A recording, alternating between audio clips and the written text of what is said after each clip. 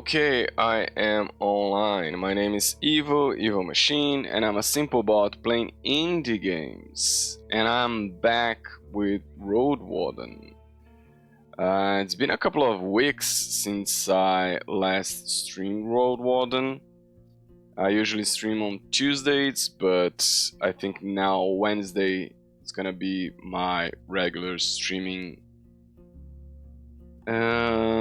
Let me remind myself what I was doing. Next steps: Gale Rocks, back to creeks to seek work, or clear the fallen tree. How much of the map have I cleared so far? Okay, I know there are more things here. And here, White Marshes is over here. And we got to clear this path and clear this path. Okay, it is... yeah, morning. How's my inventory? Okay, I got a rations, I got a bunch of coins. I really want to enter this tower. I think I'm gonna risk it. Let's go. I have to go to Gale Rocks anyway, and Gale Rocks is this way. The watchtower is blending with the wilderness slowly. There are small creatures ahead of you, not larger than a hare, running from one side of the road to the other.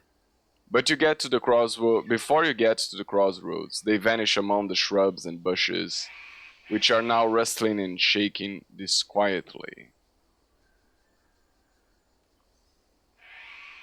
Approach the entrance. The door is locked. Without destroying the door, it doesn't look like you can get inside, and after breaking through, you're going to make it much easier for potential predators to get inside. It gives me the option of a key that I don't have yet. So there is a key somewhere. I just need to find it. Let's make sure the cabin is still clear. Oh, I don't like that sound. The familiar howls make you sigh. The spotted wolves dash out of the meadows, starting the chase anew. Seems like they return here every now and then. You look for anything that could teach them a lesson. A crossbow. You reach for the drawn crossbow and a bolt, then lock your sight on the closest creature. You wait until you learn its rhythm, then shoot once it's mid-air. The arrow flies through the wolf's flesh, causing it to let out a pained cry and plunge to the ground. Its concerned allies howl with fear and anger. While a few of them try to keep up, many more stay behind and surround their pack member, protecting it from potential traps. After another few minutes, you are alone again, this time at the foraging grounds. Let's hope the pack will not move to a different spot, at least for a few days. Let's hope the pack will now move to a different spot. Yeah, we don't want them here.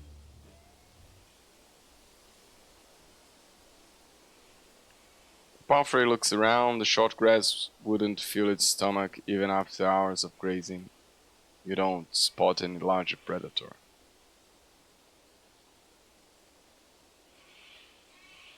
I don't need to forage right now. I want to go straight to Gale Rocks. The workers are now resting, preparing themselves for the arrival of the fishers, while the younger locals still have to move wares and tools between the buildings. Wherever there's a table or a bench, there are people feasting on roasted fish and fresh fruits, and the smell of herbs burns your nostrils. The youngsters are focused on their play, overseen by their elders, but even they seem to have little energy left. The laziness covers everyone like a fresh blanket. Some of the locals slow down to observe you, but whenever you meet their eyes, you find a challenge, not enmity. You go to... why am I on Gale Rocks again? quests. Explore the peninsula, new life, find the Rosen.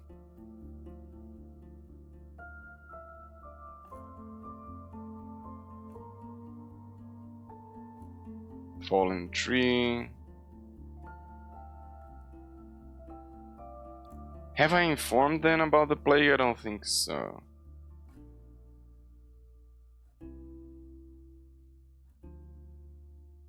Yeah, let's talk with someone.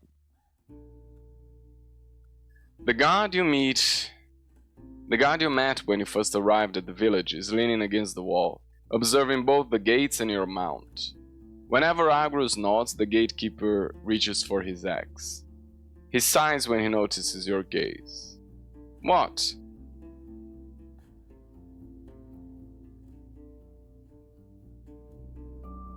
I encountered undead in the tunnel. Right, they almost got my wife, they did, when she tried to check out the locked passage. We stay away from there, but talk to our digger, she's there with her toys.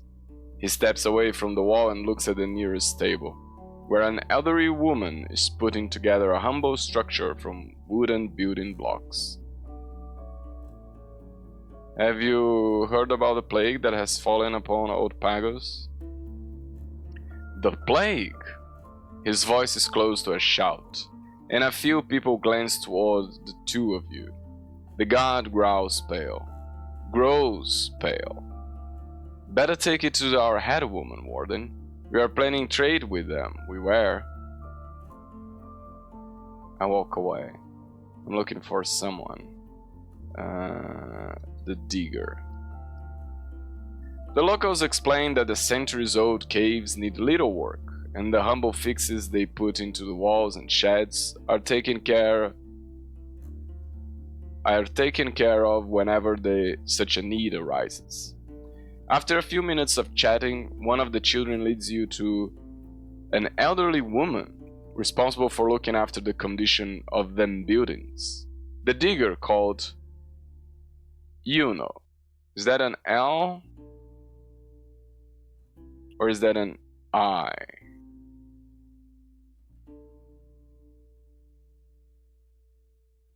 I think that's an I, Yuno. Already wrinkled, gray-haired and slightly stooped. She's sitting at the eastern gate, placing tiny building blocks on the table, raising a tall tower without making it collapse. Her hands are steady and precise, and her large eyes blink so rarely that you want to rub your own. She spares you a look and leans back, resting against the wall, then crosses her arms and critically observes her toys. Cheers, strangers, I have time. The tunnel in the south is open again.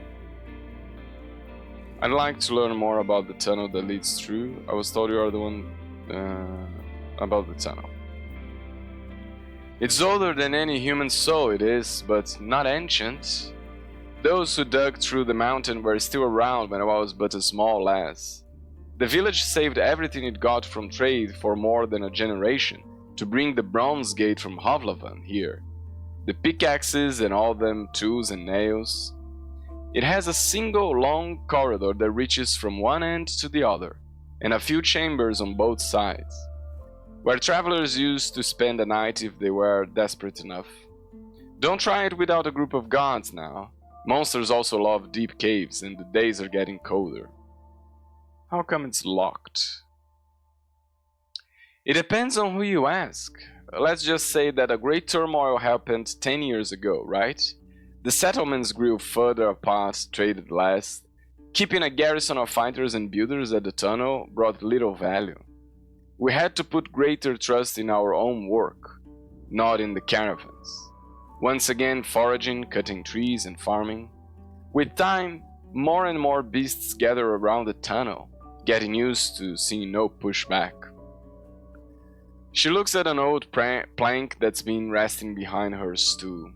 She compares its thickness with her toys, then reaches for a gouge and a handsaw. It was 3 years back when a few traders of ours went missing. Our searching group found the gate, locked from the inside. They tried to check it but left the place when they saw moving shells, dead and fleshless. We've decided to clean it some days in the future, maybe hire a group of strangers to take the risk upon themselves. She glances at you.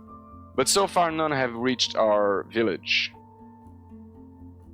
Yeah, the tunnel is clean. I killed the undead. As Yuno shakes the table, her toys structure fall apart. Merely like that? You cleared all them awoken on your own? After you nod, she looks at your axe, then at her toys. Better tell our head woman about it, and I'll talk with the others. We can move to some serious work in spring, but it would be better for us to do the groundwork before snow falls. She shuffles the wooden blocks and moves them into a single row. And if the tunnel is somewhat safe, could you take a closer look at it, inspect the chambers? Report to me and I'll ask one of my neighbors to give you an easier time. Even though she seems to put no thought into it, the blocks are now ordered from the brightest to the darkest.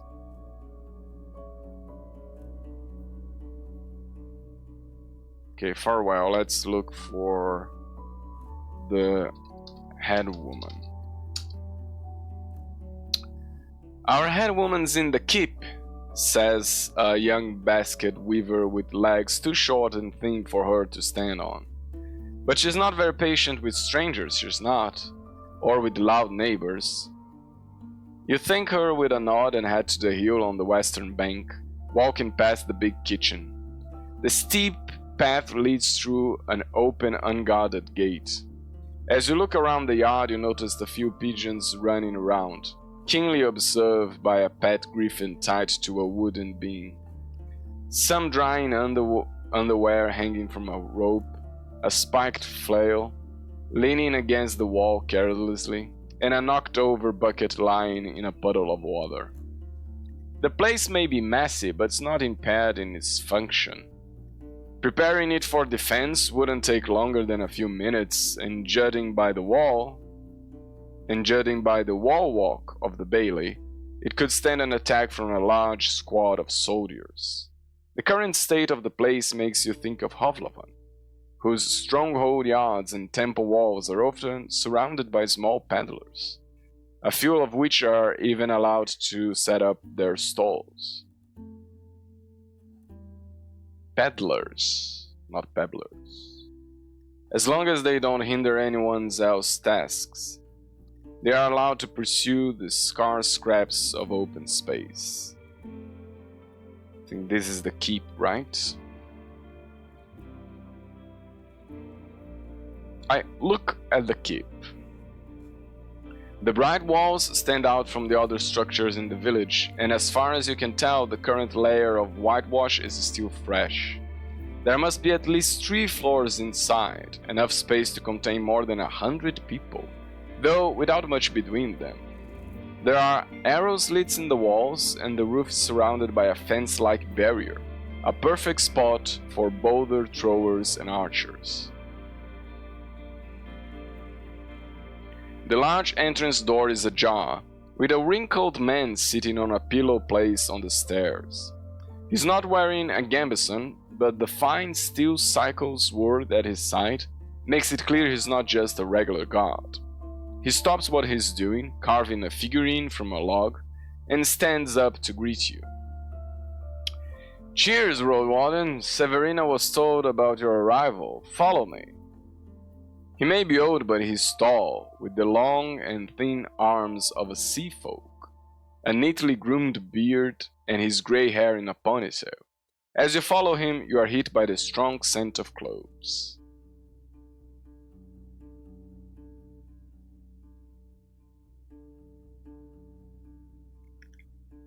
I climb up the stairs. The door is thick and can be barricaded with 2 wooden bars. The hall is filled with benches, some of which are placed on top of the others, giving a bit more space for now. There is one path to the next floor, suspiciously covered with planks. The chamber is free of the roaring of the river, The shouts of workers, the chaos of animals, or the smell of cooked food. The room is well lit both by sunlight and candles, and quite drafty, though you still smell perfumes and aging wood. You doubt anyone lives here or even uses this room for dining. The Roadwarden is here, says the guard and approaches the desk, standing between you and the old woman sitting behind it. Let's take a closer look at her. So far, she hasn't spared you as much as a glance. She's writing on a large wax tablet with a stylus as large as a dagger, and since she's a bit stooped, you see her only from the chest up. She's wearing a thick, warm dress in the color of a cherry, and an even darker, modest hat that's covering her hair. She could be older than 70, yet her face and hands have been spared from scars harsher than some pockmarks carved by illnesses.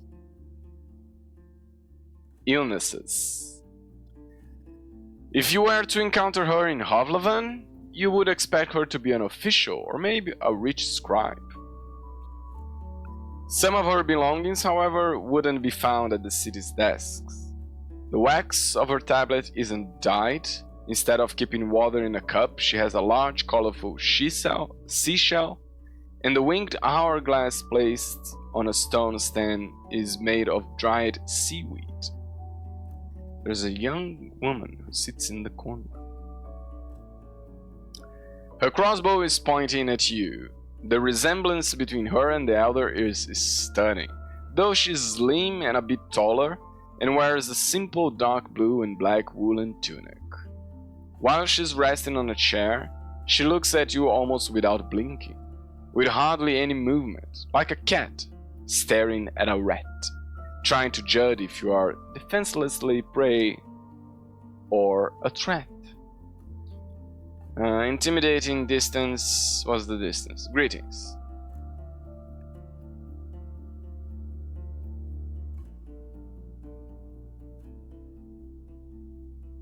I'm gonna... They are not very welcoming in this village, so I'm gonna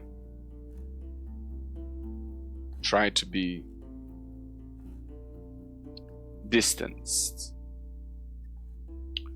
She raises her violet eyes slowly and looks at you kindly, putting away her stylus. Cheers, Roadwarden. She speaks with a hint of amusement, but it lasts only so long as those two words. I expect there's something only I can help you with. After a short pause, she clasps her hands on the desk. Let's hear it. Her accent is not as thick as that among the younger villagers, keeping a shadow of the years when the guild had tighter ties with the peninsula. But since she has no teeth, you have to think for a moment before you recognize some of her words. I like to get inside the watchtower. The village of Old Pagos is struggling with the plague. Yeah, let's start with that. She looks at the perfumed man who's standing with an open mouth. You glance at the crossbow woman who has lowered her weapon. The head woman, still without a word, leans forward and rests her forehead on the back of her hand. Her guard tries to speak, but she looks at him with sorrow. Let me think, she states, and after less than a minute tells him to gather the council once your meeting is over. I like to get inside. No, I've heard about some necromancers. Did the village face? Do they have any work for me? Asterion, Gale Rock. I think if I show her that I've done a lot of work, like news from Old Pagos, kill the undead and stuff like that, she will be more welcoming towards my requests.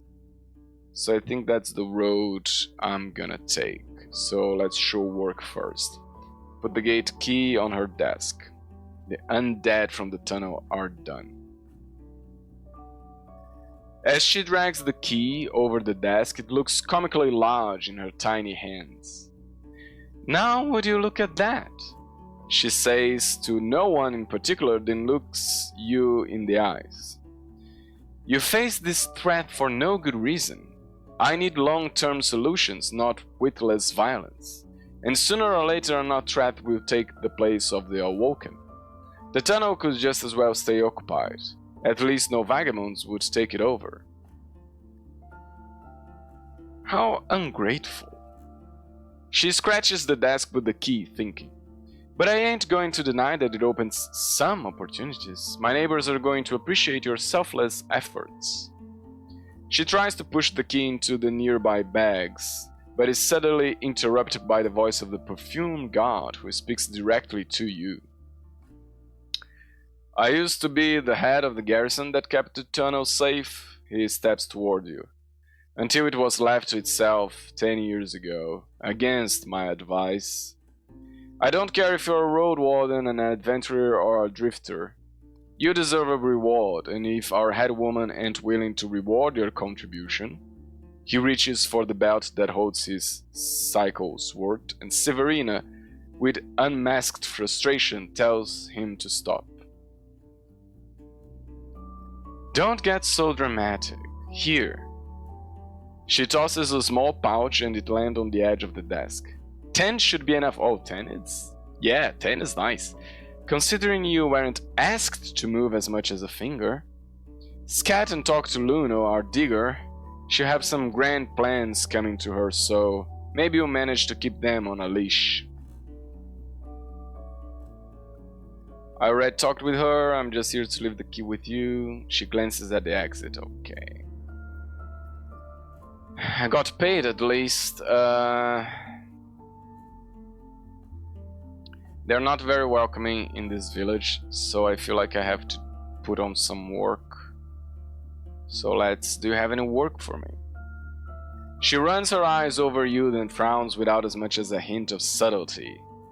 "Show me first that you are worth something." "I already did 2 things for you that you didn't even ask. I brought you messages from old Pagos, and I cleared them dead in the tunnel. How ungrateful you are." "Work with our fishers. Find someone seeking a messenger. I don't need a stranger before autumn, when we'll trade for winter grain." Okay, farewell.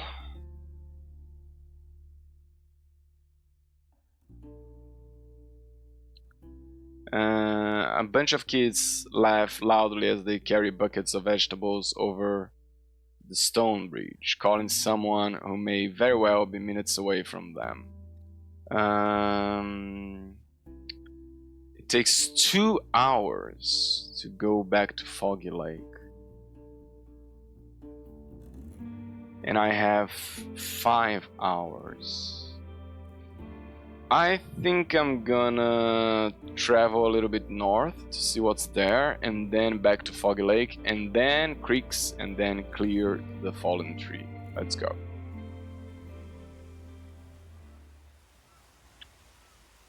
The roars of the sea reach you first, then the cold wind and the light. There are hardly any shrubs nearby, and as you ride downhill toward the white and gold beach, the sunbeams hit you with full force. The sea here is not like the one from Hovlavan's port. The harbor and waters most people see during their busy days are full of life. Ships, warehouses, traders, dockers, and of course there's Cycle, the barrier island that provides the city with its lagoon, but also serves as a home to dozens of species of birds, monkeys, and rodents. For most people, the sea is never silent.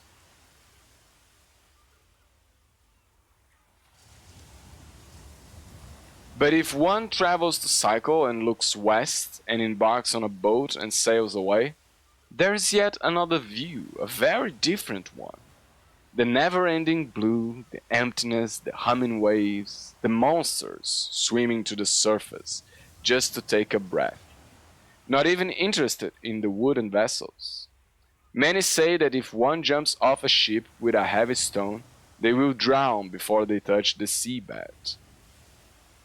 Here, however, the water can't be separated from the rocks that cut through it. Like a swarm of mushrooms in a dark forest, their shapes and sizes vary, but it's their number that makes them unusual. If you were to name each one, you'd have to make up at least half of the names. There's no doubt where the name of Gale Rocks comes from. The stones piercing through the surface of the water are shaped like beast fangs, and if they are asking the sheep, as if they are asking the sheep to dare and test their strength. Where it's possible, I keep to the greener parts of the beach. Scent is awful for the hooves. How many hours do I have? 4 hours, okay. You follow the sharp turn to the right. How is the map looking?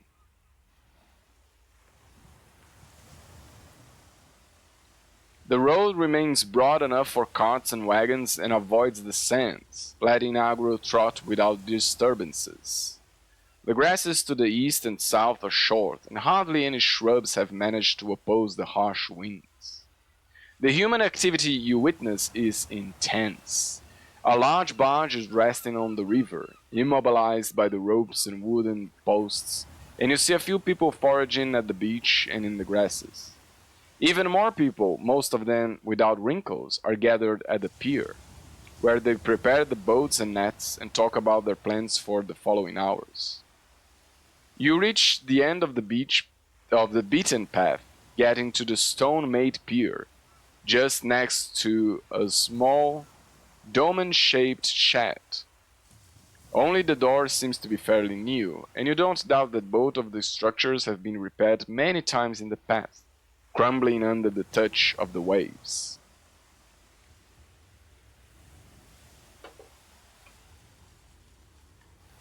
Let's see. I head to the fissures, I leave the pier. Let's head to the fissures. You approach a group of workers standing in front of a shed. Photius is there. One of them tells you and points at the tallest man, dressed in undyed wool and linen.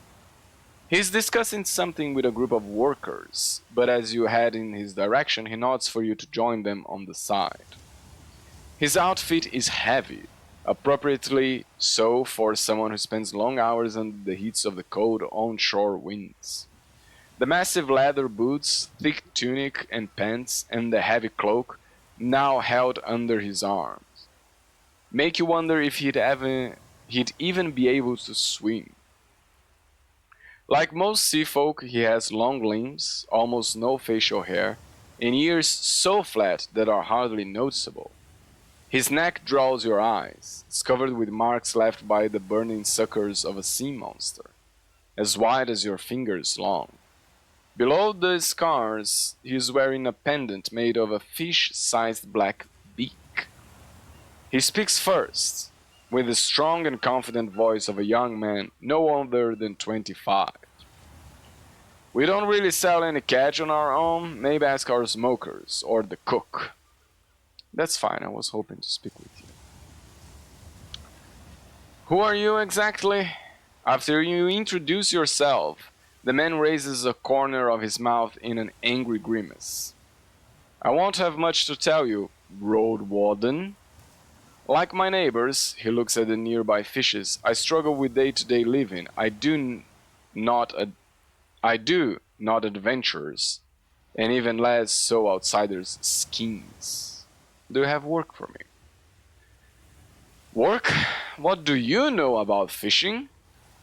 You mentioned the docks of Havlavan, but after a few questions about fishing nets, boats, and winds, it's clear you don't impress in this conversation. Teaching one how to work with us takes time, effort, and rescuing those who fall overboard. You ain't a kid of ours, so if anything, it should be you who pays us for sharing what our forebears have mastered. You explain that you can fight better than most, and that gives him an idea. Our gods stay at a village, so we always move in groups, and waste time securing the beach from harpies and saurians we could put 3 more souls on the boat and keep you on the beach. You'd guard those not fishing with nets. What's in it for me? How much do you want, stranger? He responds carefully, and you spend a few minutes discussing the details. Right, you get a meal and 2 coins for a peaceful day, and another one for putting your life at risk, he summarizes.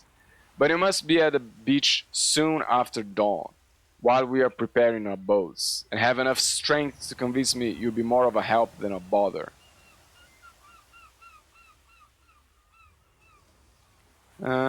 Okay, see you later. I have 4 hours.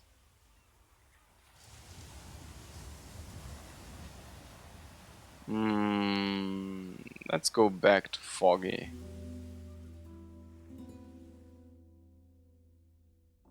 The screeching birds are sitting on the logs of the palisade. Some of them observe you, but the group doesn't cease squabbling. You spot a baited claptrap set near the palisade.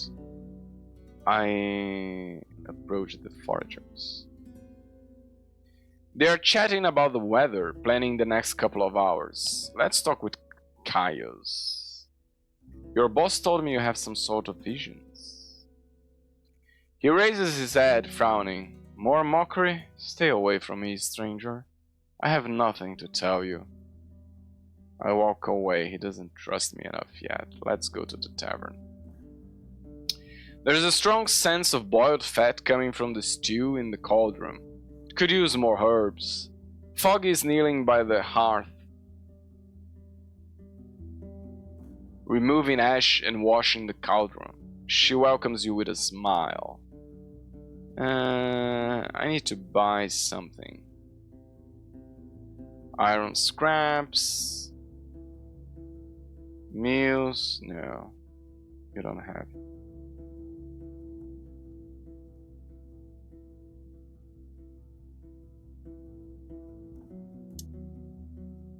Still interested? I have a message to Yezon, the innkeeper of Pelt of the North. His place is in the far south, a huge bother for us to get there. A bother worth, let's say, 3 dragons. She sits down on a stool and looks you in the eyes. The scars and wrinkles on her thoughtful face could belong to a statue. Tell him we are still trading. I'm running out of patience. Tell him, are we still trading? I'm running out of patience. Remember it well, eh? Bring me the answer and then you get paid.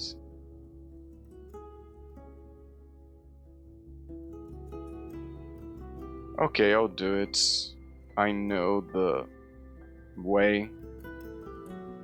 How many rods from the sorcerer do I have? I have 8. From Eudocia. She wants me to put how many? She wants me to put 2 bronze rods.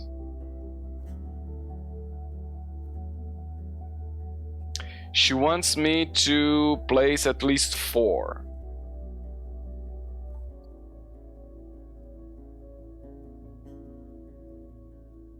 One of them needs to be in White Marshes. Why? Why is she interested? So I can sacrifice 3 for the swamp altar. Okay. So 3 rods for the altar.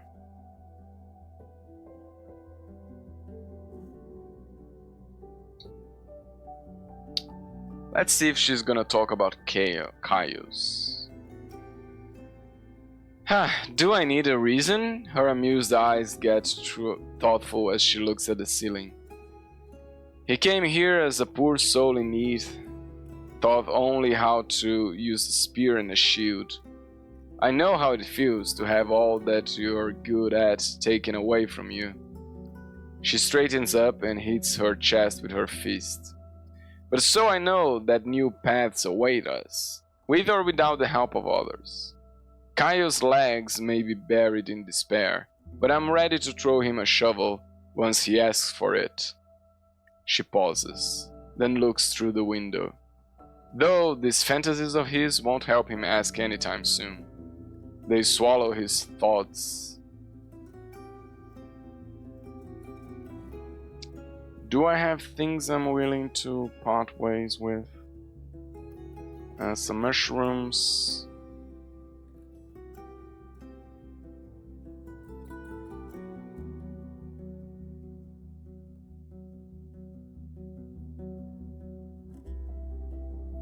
Let's see if she will buy the mushrooms.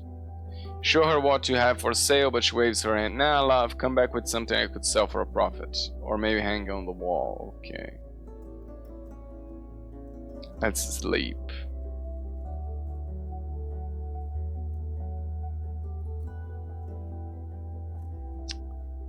I don't like sleeping here because I lose few stuff. It's better to sleep at Hallorsdale.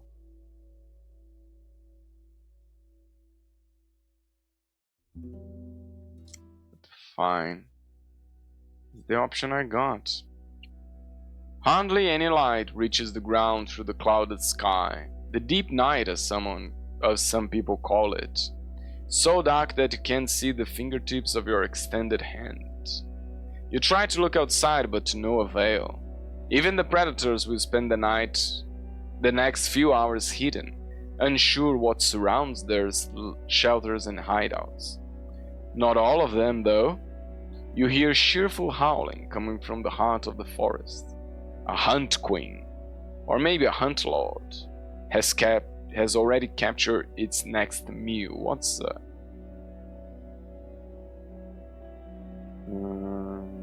bestiary? Hunt lords spend their lives trying to take over the land of their opponent or looking for a promising mate. Though only for the time it takes to copulate, they can quickly climb and larger and stronger than a bear. But it doesn't describe how they look like. I can't stay on watch the entire night, but before my second sleep, I sit still with a single candle, looking for anything that may try to get inside.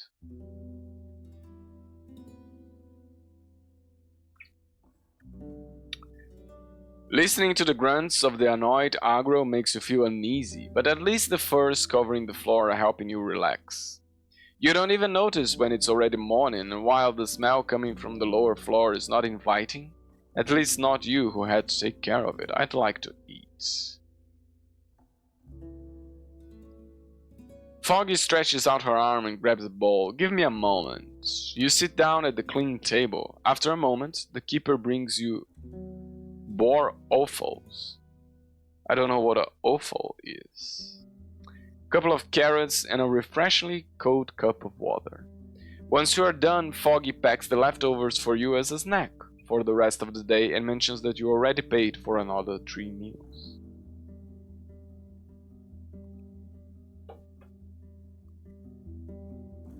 Let's go straight to time for me to go. Let's go straight to the creeks, because we have a job to do.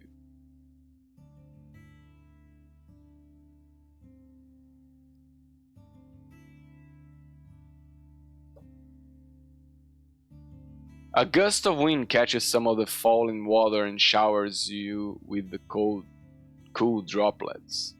You hear the chopping of wood, and it takes a while before the locals open the gate.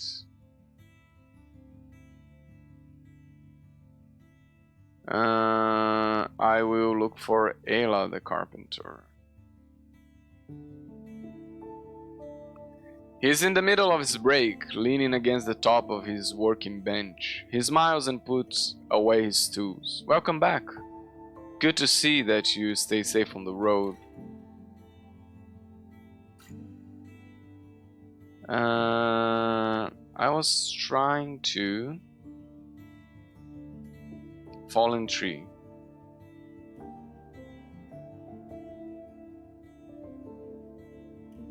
Weren't you the one? About the eastern path. Did you face any troubles? Ella wants me to bring him more news from the Eastern Road before we travel to the Fallen Tree. Still don't know the condition of the watchtower.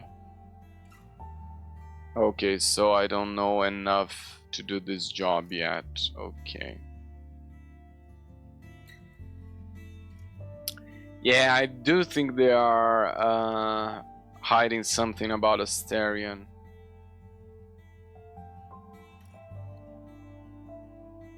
But I'm not gonna ask yet. Let's see if he's welcoming to Edocia, placing a rod for her. He grabs the rod and looks at it with caution. I wouldn't call her our friend exactly.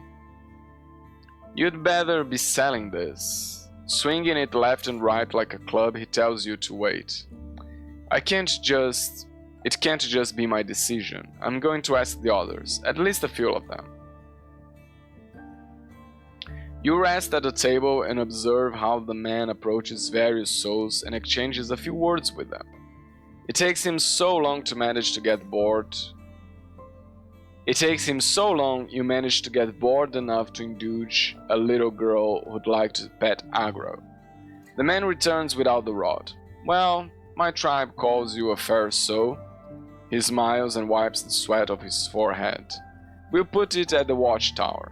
There aren't that many birds that could steal something of this size. Okay, see you later then.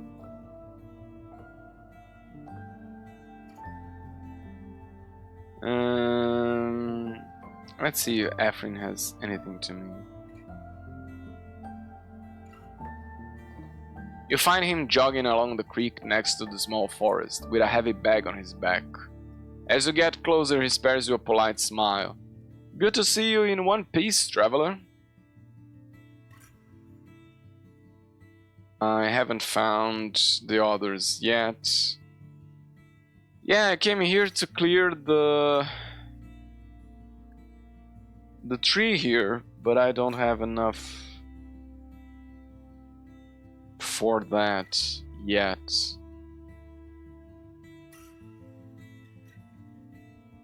You know what? Let's go the other way around, so I can sleep at Howler's Dell, and then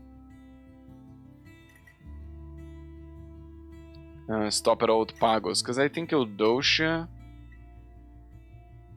had a message to them.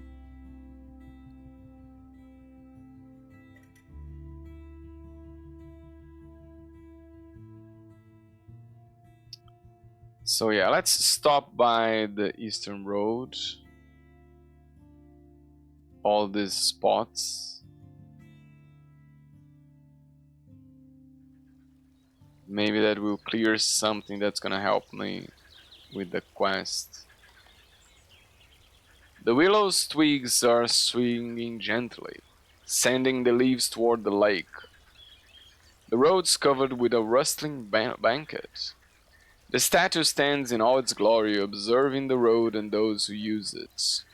The coin you left in the woolen bowl is no longer there. Consider washing myself in the stream. I need 3 pieces of bathing. Okay, step away. Let's travel to the next.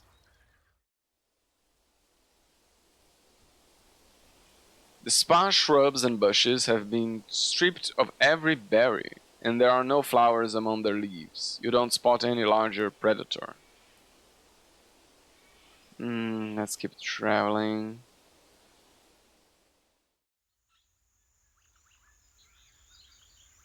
You notice prints of hooves and clawed paws. The pack was fleeing down the road. There's nothing here. I leave the building. I feel like there's nothing more to describe,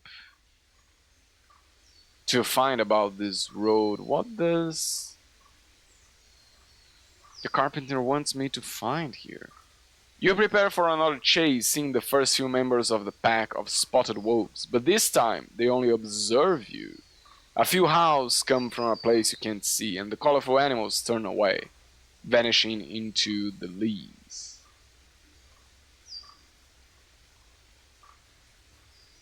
They grew afraid of me because I fought them twice already. Rustling of the bushes stops once you approach them.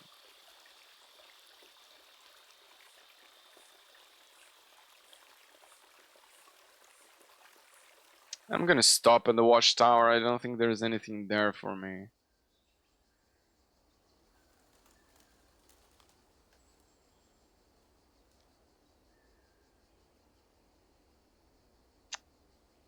I want to open this so badly, but I don't want to break the entrance. I'm gonna keep going. Let's see if there's anything new here. Who might have the key? Oh, yeah, Gale Rocks. A gentle breeze is stirring the leaves loudly, making you seek possible traps that could camouflage their movements. Let's deliver the message to the Belt of the North. The god ignores your arrival. As you ride in, the other hunters splitting firewood and weeding the garden patches. You hear the clicking of tools coming from the armorer's workshop. Let's enter the inn. Sitting beneath an open window, three guards are arguing about something, but then ease the tension with friendly banter. The innkeeper is dusting the counter and the shelves with a cloth. Foggy has a message for you. The innkeeper listens to Foggy's words patiently, then crosses his arms and leans back, lost in his thoughts. Seems like she won't be played so easily. After you mention the answer, he tells you to relax. You'll have it soon. See, I've lost her first share. Asterion was meant to deliver it to her. Never happened. I don't want to waste more, but she doesn't need to know it. He raises a bowl that sits nearby and reveals a few dragon bones. He counts off 5 of them. Tell her this. Asterion lost your coin. I'm now in debt. Let's be partners for now. I'll send you more once I have it, but I don't promise anything. He pushes the coins towards you, observing them like a hawk. They are yours. Just help me keep the charade going now and later. It's important to me.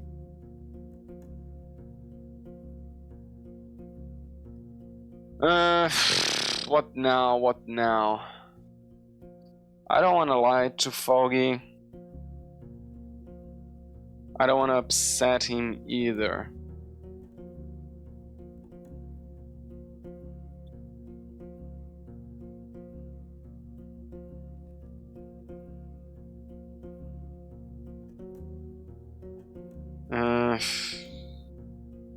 A moral conundrum. What should I do? Should I lie to him and be honest to Foggy? Should I lie to Foggy and align myself with him?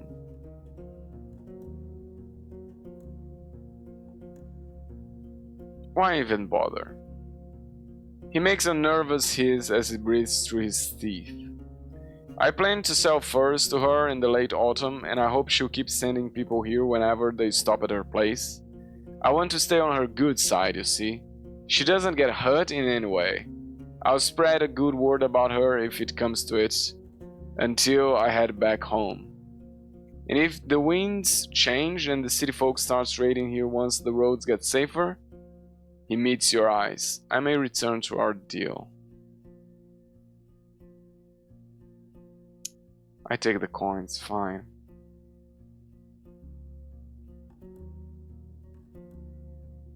Show me your wares. No, I don't have anything interesting. I need soap.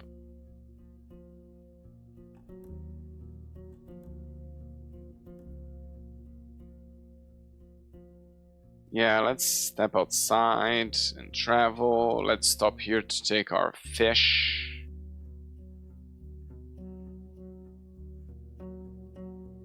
Let's see if the fish trap had any luck. You pull the rope and see two flopping fish inside. You prepare your axe, then open the lid and reach for their catch. You stand the animals one by one, with two careful blows in the top of their heads. Then finish them off with a knife, cutting underneath the gill plates.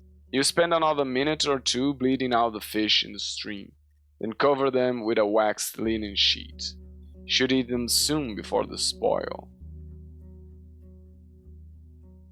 Northern Gate. Fish trap. Ah, I said the fish trap again, yes.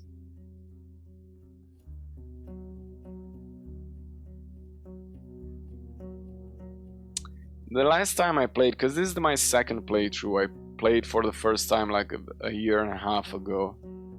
And I found someone here in this village, but in this second playthrough, haven't found anyone.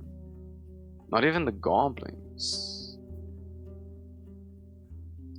I return to the northern gate.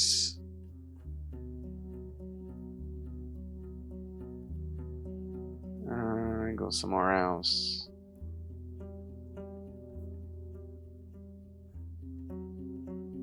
Now let's continue traveling. Let's go for the altar. Let's sacrifice a few rods. You reach the crossroads. The tree is perfectly still and hasn't changed a bit since the first time you saw it. You hear the sound of a small creature jumping into the water. I approach. I make an offering. Rod. You either can't do that or you don't possess such a... Yeah, I do. Bronze rod? Bronze rod. Oh. Bronze rod. You put one of the rods on the altar and it suddenly starts to corrode, even though bronze hardly ever does so. Not only does it become green, it turns into dust. The tree greets your offering with the sound of moving, stretching branches.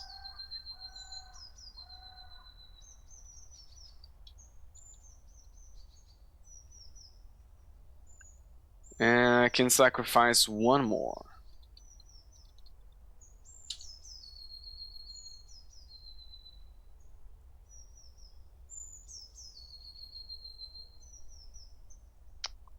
There's no...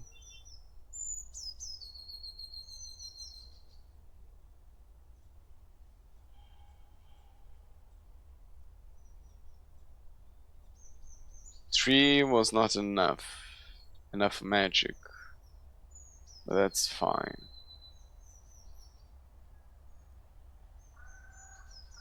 Let's keep traveling. How many hours I have left? 4 hours. I'm gonna try to look at the rock slide again, see if it changed. The rock slide has made the path unpassable. You are startled by the sight of animal scales, but you realize just a basking grass snake. Soon it vanishes among the rocks. Yeah. I have to clear it somehow. You approach the opening gate, then swiftly dismount. A guard approaches you, ready to take your mount to a stable. Welcome in, Evo. How's the outside world for you? Let's gossip a bit. The curious locals gather around to take part in your conversation. Recently, a couple of kids had stolen a cask of mead, but were caught before they reached its bottom. I entered the village, I paid the stable master, and let him work in.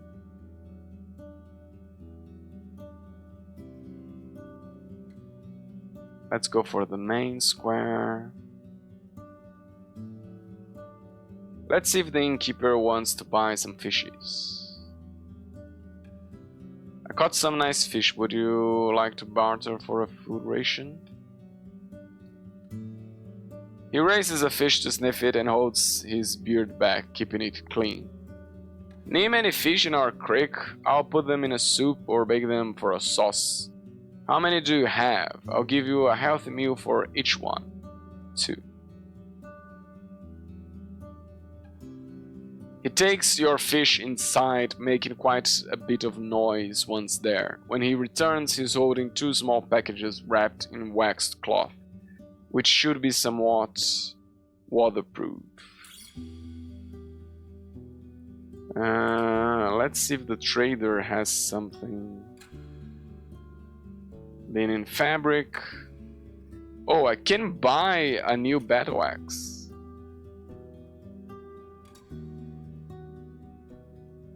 It's very expensive, but it might help me.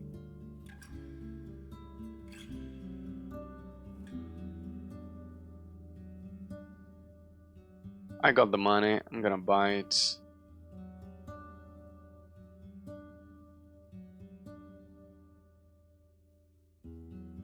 A well-crafted battle axe. And now I have a brand new battle axe. Should I sell my old one? I don't think I'm gonna sell my old one yet.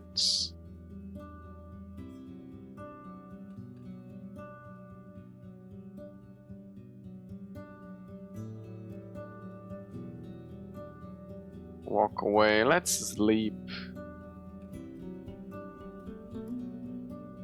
And then tomorrow I think I am gonna try to reach White Marshes. And then back to Foggy, and then work for the fishers. So let's go to sleep now.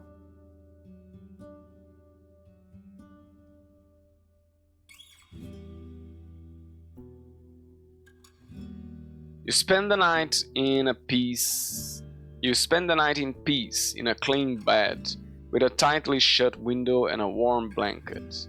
In the morning, you find a stool placed by your bed covered with a bowl of oatmeal based on mouflon milk, berries, nuts, and honey.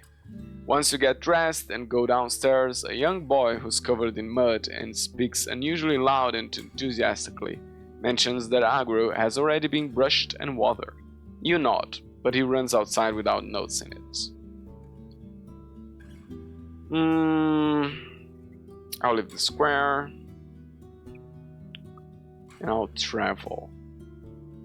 I'm gonna stop by Old Pagos and then try to reach White Marshes.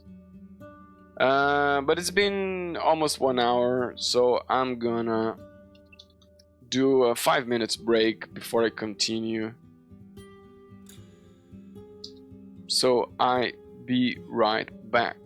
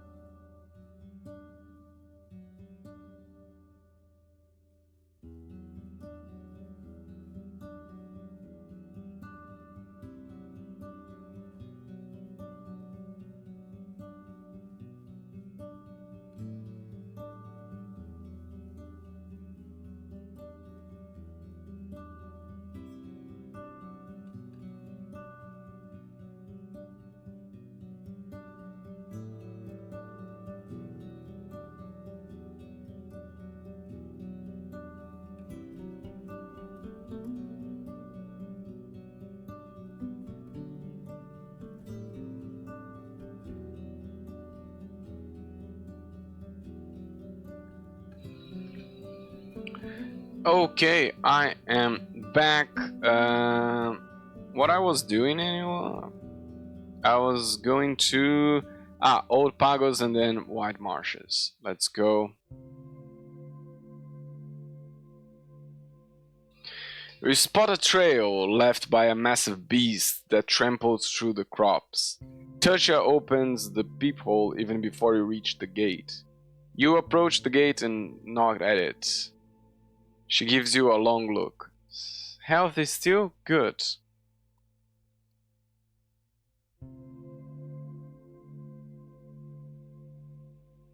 Let's ask about the hunters also. You are the first soul who came here in a very long time. Okay, so the hunters are not here. Let's talk about Adocia, the enchantress. Oh, not sorceress. I called her sorceress, but she's an enchantress. From the east wants to know if Eulalia and Irenaeus have avoided the sickness. A long, uncomfortable silence. She's too late. They were asking for the daughter in their nightmares before the illness took away their tongues. We burned both of them on the same day. If it means aught to her. She looks down. Tell her that I'm sorry for her loss. Hope she found the peace she was looking for. Okay. So bad news all around.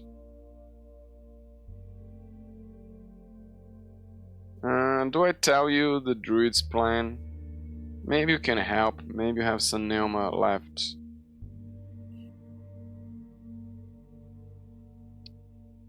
First, let's tell them I've been in many settlements warning locals about the plague. Thank you, Warden. She bows her head. I ask the council to rethink our isolation. With the gates and doors of our neighbors closed, we could start seeking food after all, maybe even send outside a few hunting trips. I tell them about it. I may know a way to help you with the plague, you begin. Even before you end your story, various voices interrupt you with all sorts of queries, which results in a long and chaotic conversation.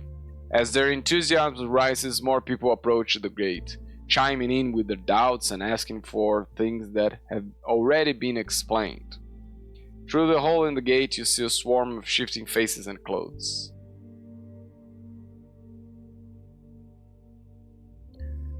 And this is a waste of time. Let me speak with one soul at a time. You can discuss it later on. Tertia once again shows up in the peephole, observing you attentively. You are right. Is there aught we can do to help with you awakening the altar? If you have any items filled with Neoma, I could use them as a sacrifice. Yet another long discussion occurs on the other side, though this time it's more organized, with one soul speaking at a time. When Tertia addresses you, there's determination in her eyes. There are no enchanters here, Warden, and the magic potions we had were used to fight the plague. But my neighbors are willing to spare the last treasure they own. They trust you. After a few moments, a small metal object is thrown toward you through the peephole. You catch it before it lands on the ground. At first, you are not sure what you are looking at. It's longer than a finger span, but thin, finished with a flattened edge for cutting. It occurs to you that it's a simple chisel. Right. You hear an elderly man. It belonged to my son, the greatest sculptor that has ever lived in Old Pagos, to Right's glory and our great joy. His words are sonorous and solemn. It's filled with Neoma that makes its holder's hands so powerful they can carve in granite, so precise they can write in glass. The tool is warm as your own skin.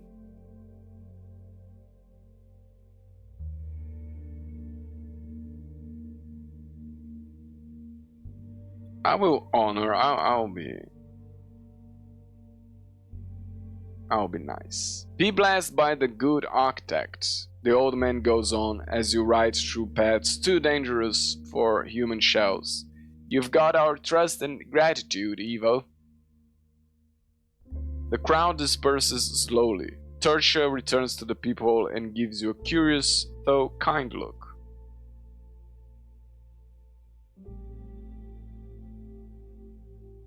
Okay, I have a full day on. I'm gonna go back to the altar. Although,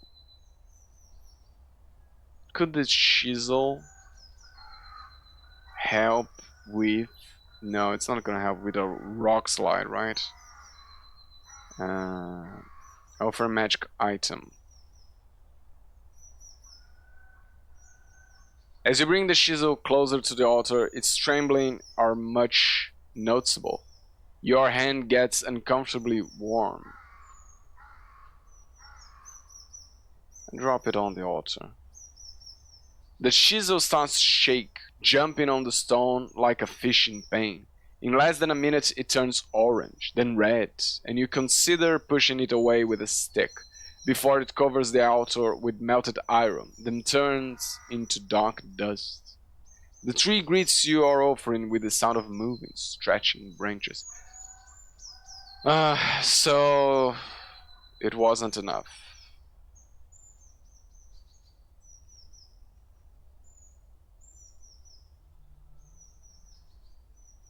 How many items do I have to offer? Walk away, let's travel. Let's travel to White Marshes. You're not used to the scent of the bogs, but you weren't expecting them to be so gentle. The humid air makes you think of smoked meat, and even though you ride by a few rotten carcasses and animal droppings, just as often as you cross tiny meadows of pink, yellow, and red flowers.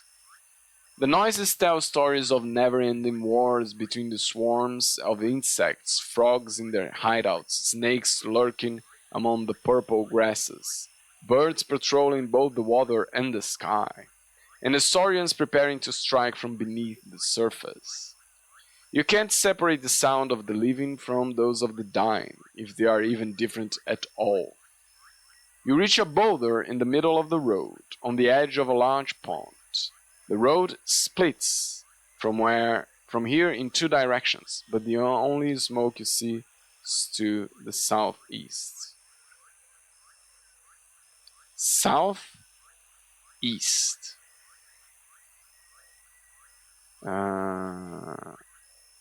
Yeah, let's go southeast then. I don't like that sound.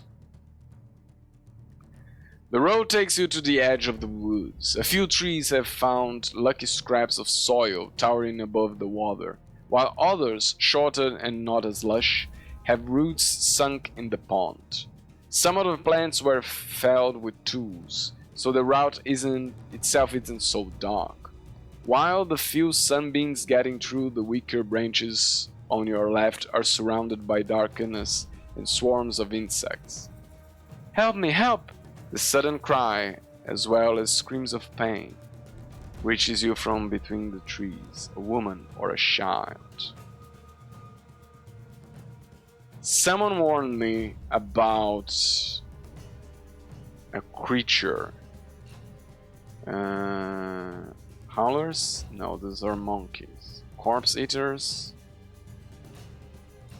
No. I was warned about a creature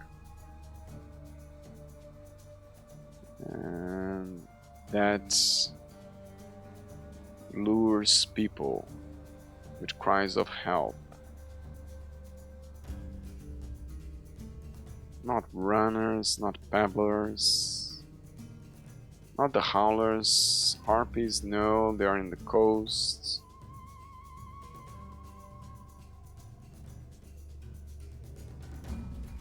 Yeah, I don't trust this. I try to spot anyone. Among the green and red leaves you don't see any unusual colors. Come to think of it, there's but a few creatures in sight other than the flies and mosquito. The dark-winged birds are quiet. The sparse toads let out sporadic tense croaks. I think it's a trap. It may be a trap, and if it's not, I can't help them. I think it's a trap. Agro seems to agree with your decision. It enters trot, leading you farther east. A minute passes, but you still hear the constant shouts as if someone's getting whipped to their very bone. I was warned about this. I'm not gonna fall for it.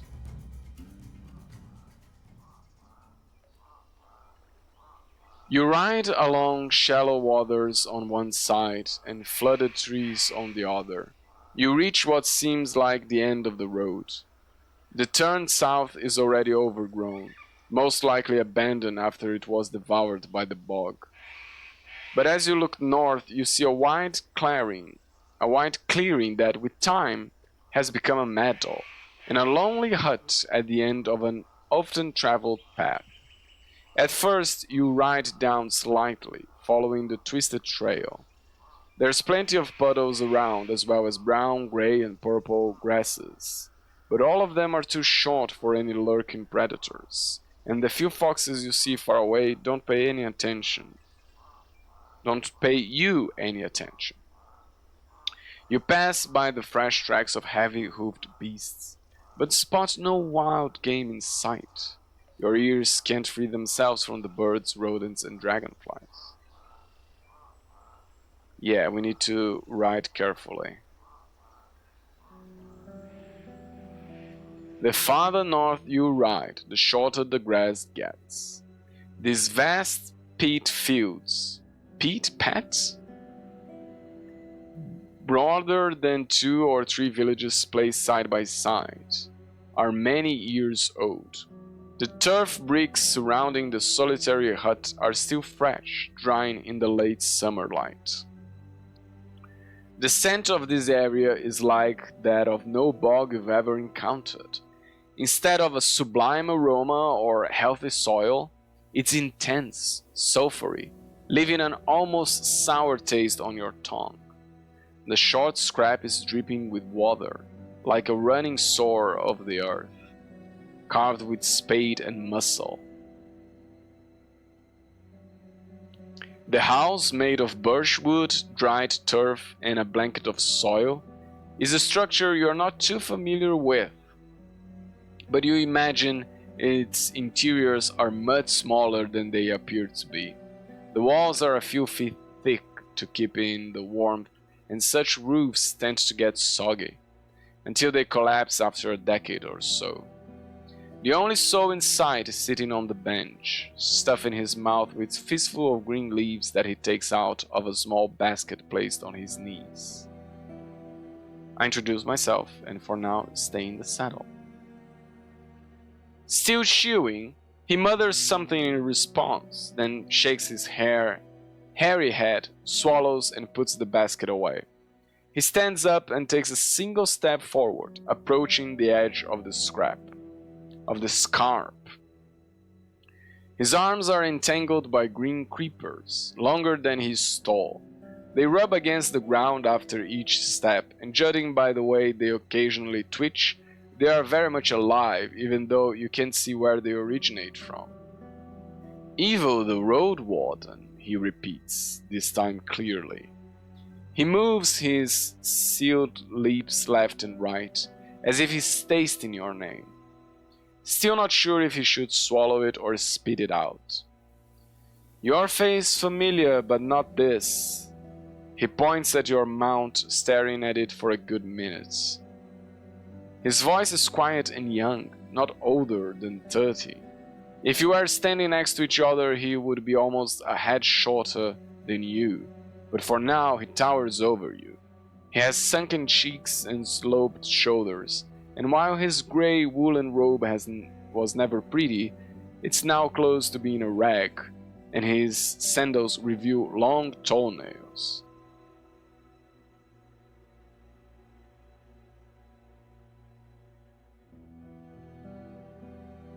I observe him more closely. His eyes are as brown and dark as the grasses on his very bog. Of this very bog. His left earring is made of a tusk and a feather, while the right one is an hourglass made of silver, though a broken wing makes it all times tilted under its own weight. The leather strips on his wrists and ankles hold beads, pieces of amber, old game dice, and tiny skulls of birds and creatures.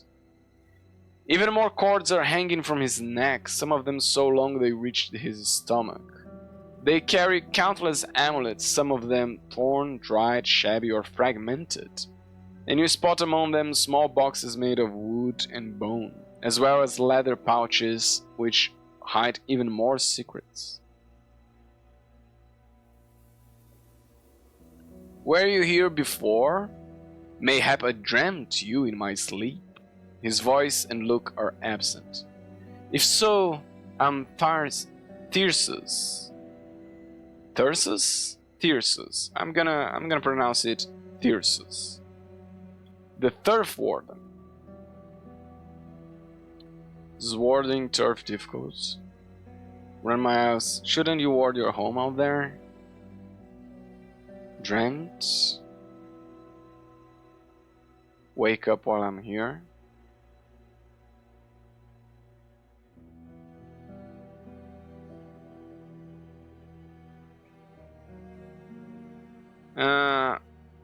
I think he's friendly enough that I'll be friendly in response. Yep, he looks at you in silence, then yawns loudly. His teeth are yellow, but don't seem to be neglected, at least from this far. 'Tis hard, for it's boring like a toad song. He sighs. You are off the main road, stranger. What for?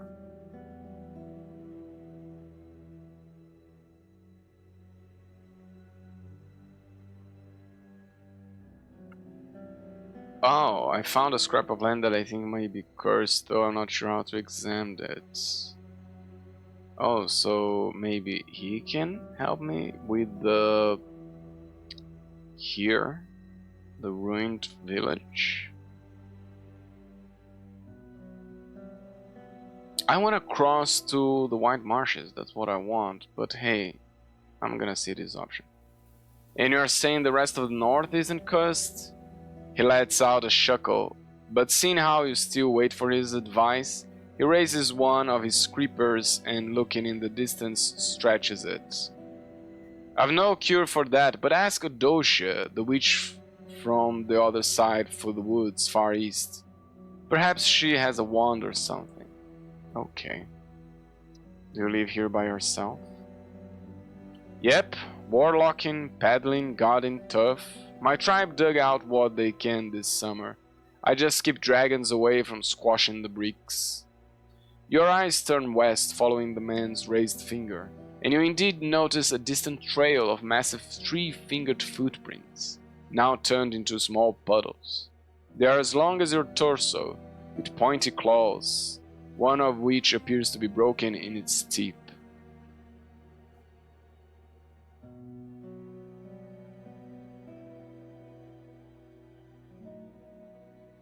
Is this the way to the White Marshes? Both the opposite and quite so. You took the left turn, away from the village. But you wouldn't reach it anyway. The path's sealed, and I keep it that way. You ask him to explain, and he raises his hand, waggling his fingers as if he's casting a curse. My green pets keep the troublemakers away. But I can't make an exception for a warden, one willing to prove they bring gifts, not troubles. What's the toll? He reaches for his basket and places it on the lower edge of the scarp, crouching right behind it. You look inside. Indeed, it's filled with wild leaves, flowers, and berries. Give me enough for a day or so, and I'll bend the vines for a day or so.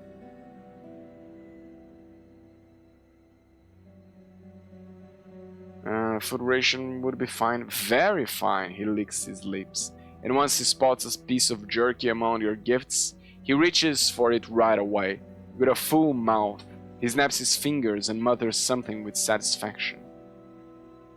Do you have anything to sell, Warlock? He eagerly smiles and steps away, reaching to the doorknob with his right creeper. Odds and ends. Want to buy a hook? Venturers love those, and I've got it for cheap. He doesn't give you time to respond.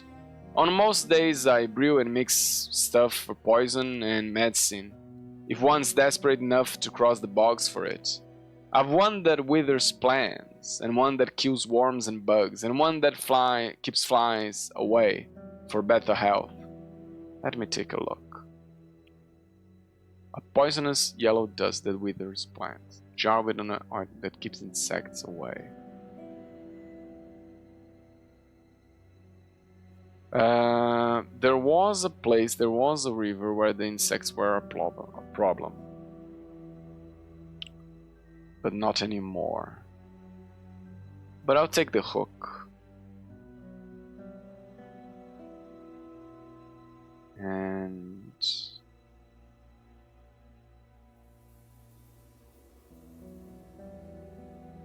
just that for now. But it's good to know that there are things for bugs and insects. Okay, let's go to White Marshes. Wait, what?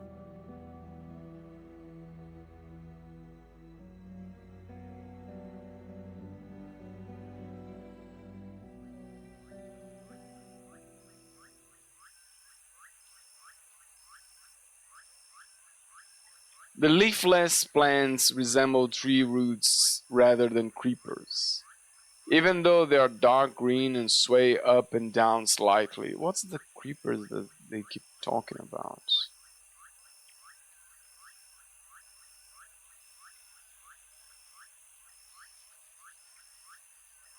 Agro snorts and speeds up, unwilling to linger underneath the nightmarish gate. As you get to the other side, the plants seem to completely ignore you.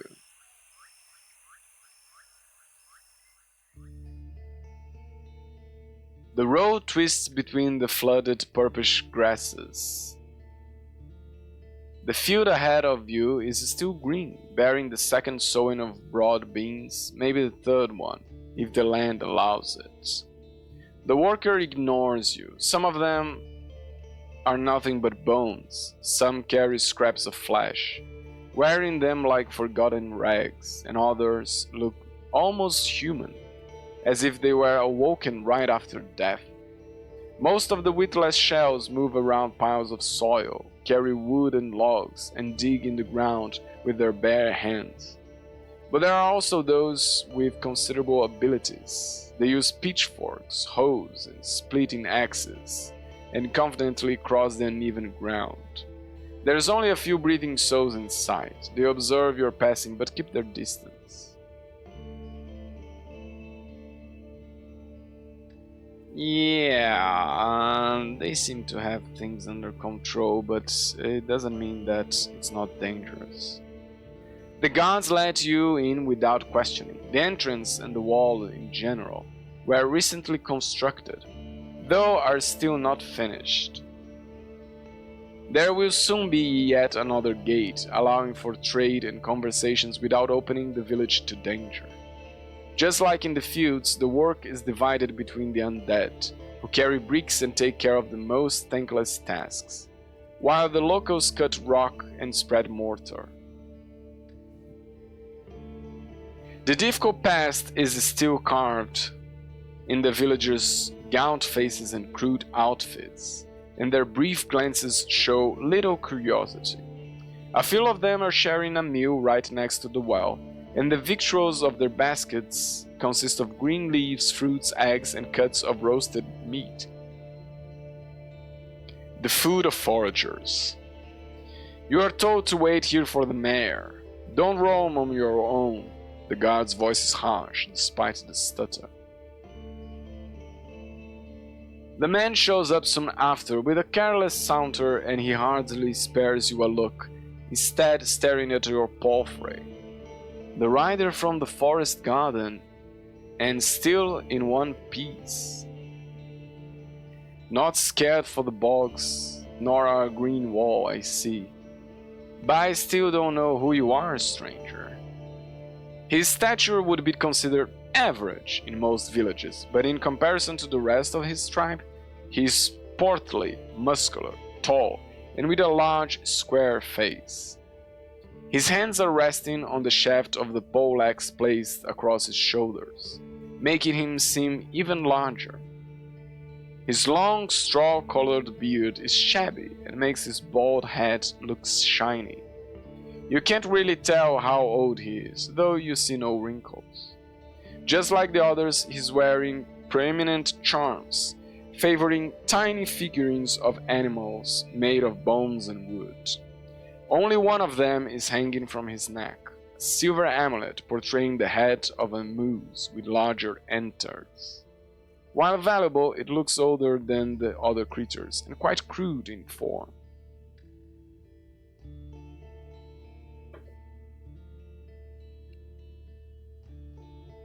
He sizes you up. I'm Helvius. Who let you in? Was it Thyrsus? He's as much a gatekeeper as a fly, a warden to a piece of shit. He gives you a telling frown.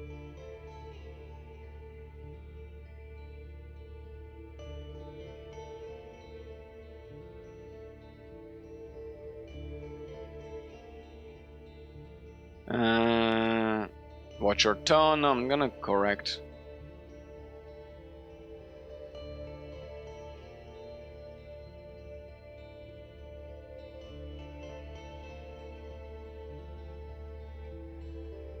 I'm gonna play distanced.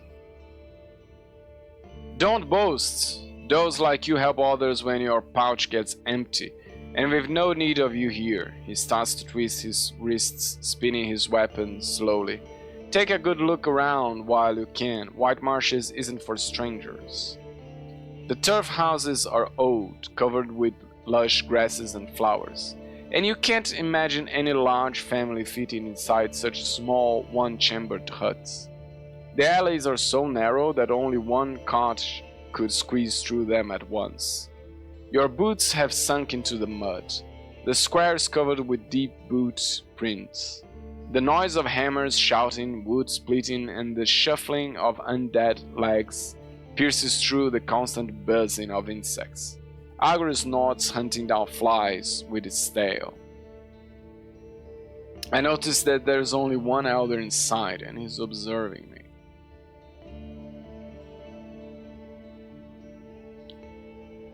He's standing on the top of a wooden platform by the building that's unlike any other in the village.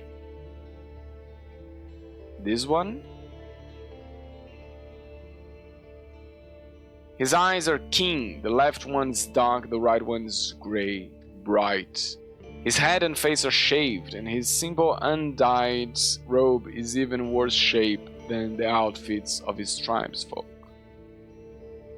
Once Helvis realizes what we're looking at, he lowers his weapon and clears his throat, like a boy caught red-handed.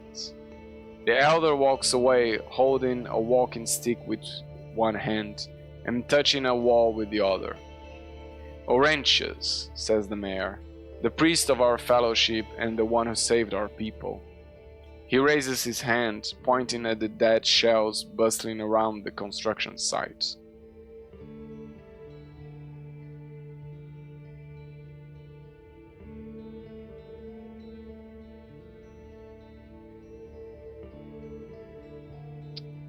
And the people of Old Pylos are fighting a plague. Fuck! He looks at the dark clouds and sighs. Who? Kids? Elders? While we speak, the nearby villagers stop their work, and even the undead are told to freeze in place, offering your ears a bit of relief. You answer a lot of questions, making the muddy square even more green. You hear someone weeping and a young woman announcing, "It's not fair, even for them." The mayor nods in agreement, keeping the axe on his shoulder. I'll tell Laurentius. For now, we'll gather our wood chips and twigs in a shed. He raises his voice, looking into his tribe's eyes. We made enough for them before winter.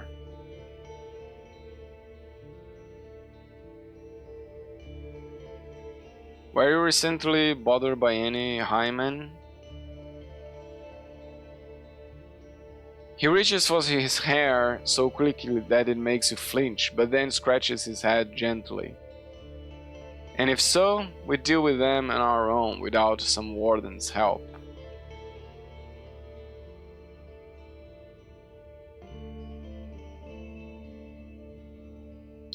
I seek a few missing hunters from creeks. Are they here?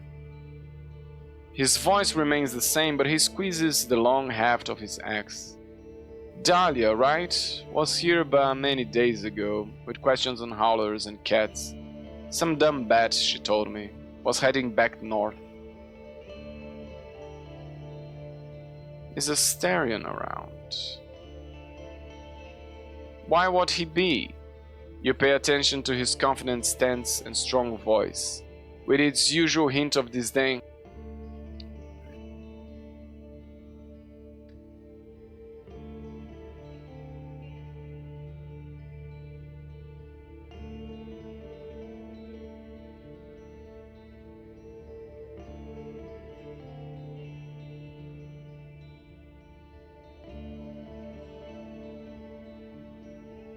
Okay, I had to pause for a moment to break out a fight with the cats.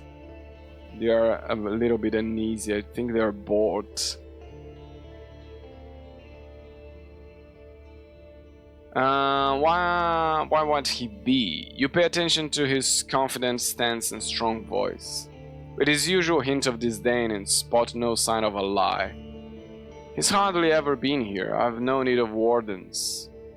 You meet his eyes. Maybe you don't, but could there be someone else? Hervius begins swinging his axe left and right, the heel of the haft now resting in the mud. Trying to recall the past, he makes a puzzled frown. Know what? I was told he met with our warlock often. Who knows? Why? Ask him, if you must.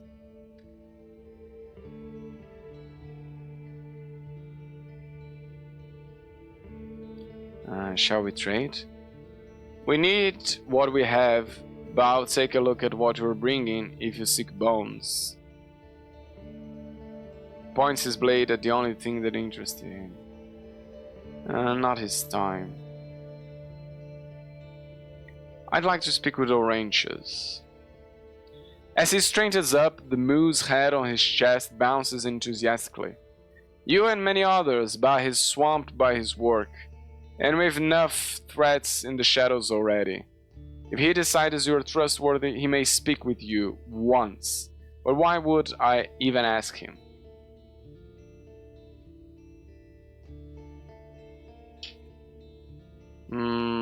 I need his guidance, not really. I want to hear Wright's will. I must convince him no, that's not a good option. I just want to meet him, he sounds like an unusual soul. Yeah, I'll be honest about it. We weren't here to amuse your noisiness. Ride to that city of yours and ask sailors to tell you stories.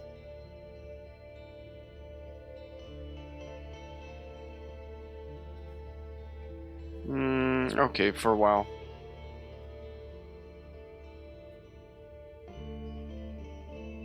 I observe the undead workers. Not being allowed to leave the main square, you observe the shells walking through the gate or helping the builders at the wall. The skeletons are not at all complete. Some of them lack a rib, a foot, or a jaw. Many of their bones are cracked or broken, and seem to be connected to each other by nothing at all, as if the pneuma that keeps them moving knows which punch should stay firm and which ones should twist or bend. Those that kept some of their skin and guts don't smell, rot, or bleed, and make you think of dried meat. It's as if these scraps of flesh serve no purpose, and seeing how many of these laborers already have great holes in their stomach, or limbs with revealed bones, it could be that they are just in the middle of the process of becoming like their naked counterparts. The undead loyally fulfill their tasks. So far you've counted 5 people able to give them orders. Some do so by speaking out loud, while one woman simply looks at a shell, no matter how far it is. The workers, while witless, maintain some sort of carefulness in their action. They stop when someone gets in their way, and use tools, if they know how, avoiding pointless harm to their shells. There may be more than 50 creatures spread across and around the village, but you can't know how many you haven't seen yet. Many of the fresher undead are elders.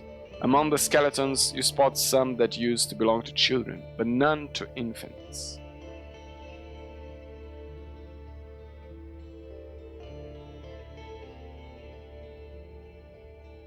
Maybe such young shells are too difficult a sight even for the locals. One of the undead workers drops a basket of foraged cranberries and leaves. Maybe because its shell is too weak, or maybe because it received a poorly phrased order. It then stays still, waiting for further instructions. I approach the wall. The locals observe your hands carefully while you are drawing the water.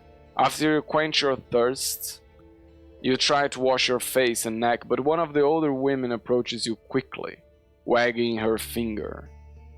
With not enough for the silliness, she rebukes you. Water your horse if you have to, but we need the rest for ourselves.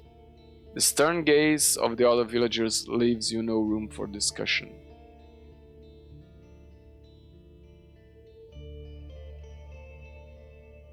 Let's just ask, I think... Oh, there is a shelter. I guess one of them sighs and tells you to wait where you are standing. After a few minutes, a group of locals approaches a more neglected turf house and starts to empty it. They take out old crates, rags, casks, bricks, then leave them by the outer wall, at least for now. It's an old shed, explained the guard. There you won't bother anyone. We'll be ready before you need it. Okay. Let's travel all the way to 5 hours. How many hours do I have? I have 6 hours, so... If I travel all the way there... to tell Dosha about the news...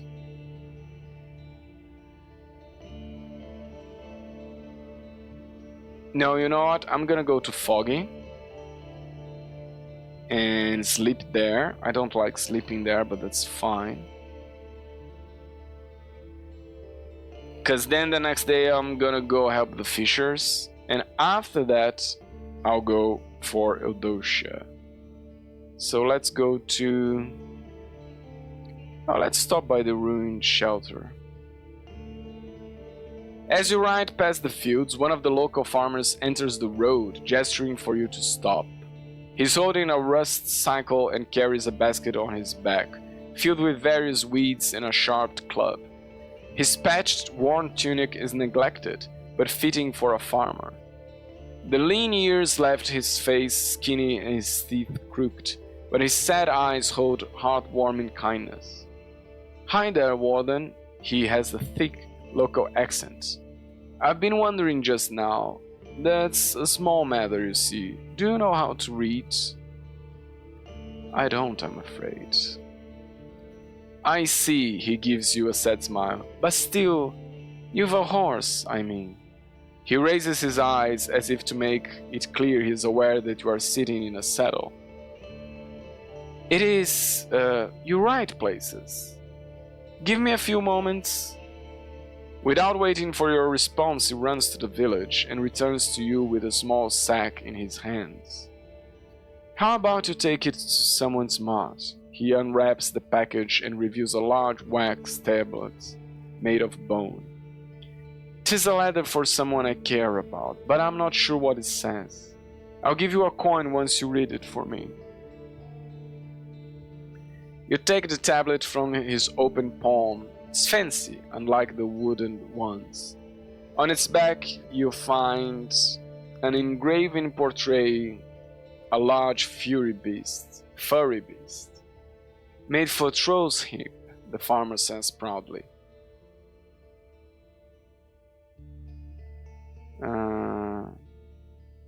Why do you need my help?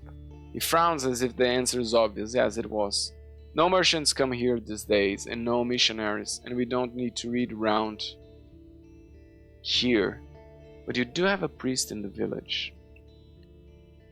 He looks at the gate as if you just realize you're right. I asked him, his tone is cold. But he was no help, said the letters are blurry.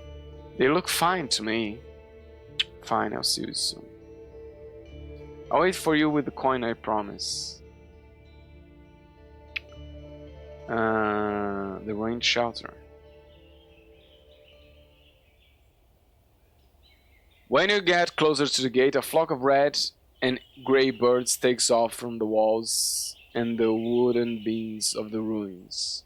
I want to look around. What are you looking for or paying attention to? Roof? There's a lot of timber outside the building. They were destroyed by the time, with no effort put into sustaining them with tar or oil.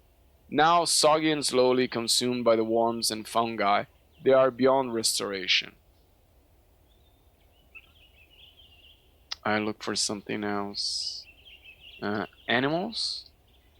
You see a few signs of living creatures, some of which are difficult to identify. There are large marks of claws on the trees, droppings, innumerable bugs. The red squirrels are observing you from the branches, and birds sing and call from the leaves loudly. None of them is larger than your head. There are also traces of dusk foxes, as well as scraps of their food and fur. I look for something else. A key? No. Let's continue the travel. How many hours do I have left? Have 5 hours? Should I stop by the tunnel?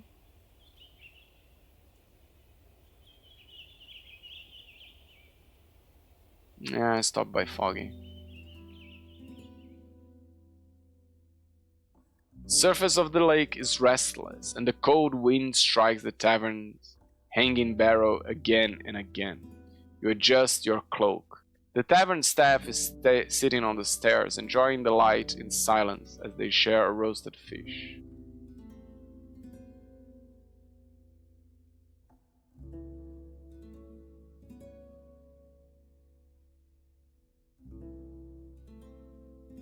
I had a talk with Jason. Oh yeah, the message. She encourages you with a smile. And what did he say, love? I mentioned that he wanted me to lie to her. She walks around the hearth like a bear in a cavern, dusting the shelves of a wet cloth with a wet cloth. She keeps silent for a minute or two, then throws the rag into some jars, knocking them on the ground. Her loud words cover the cracking sound. So that's how it is. Her tone remains in control. She puts her hand on your shoulder, looking into your eyes. I appreciate your honesty. She hands you the cold pieces of bone. Here are your dragons. She steps away, looking through the window shutters. There will be consequences, she announces, lowering her voice.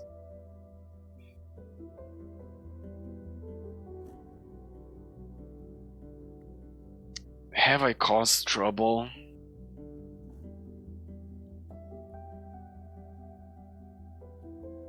She scratches the stump of her missing arm. Her powerful voice carries a hint of a threat. I need a soul who I know won't steal from me, and I'm still not sure it's you, dear. Hey, I've done a lot of jobs for you. Why don't you trust me yet? Fine. Time for me to go. There's still 4 hours left in the day. You know what? I'm gonna go to the tunnel.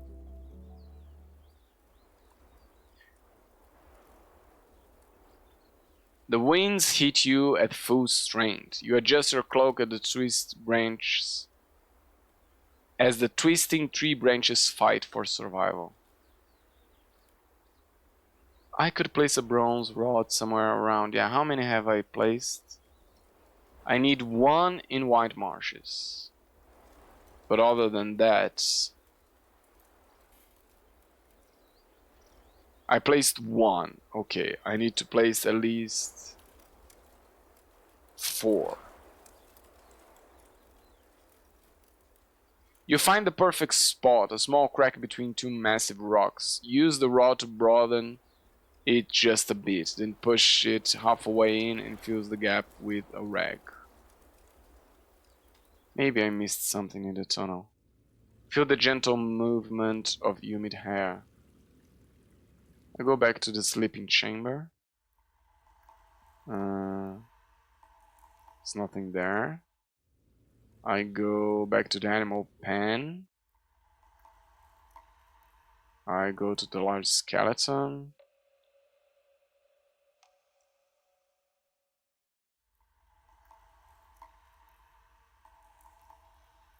Deep as I can.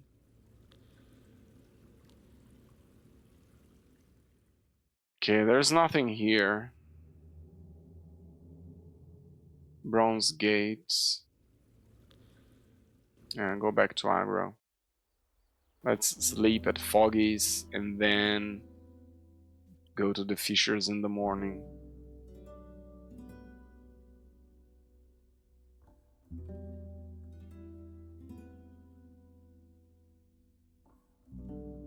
Wait, what? I don't have that other option? Fine.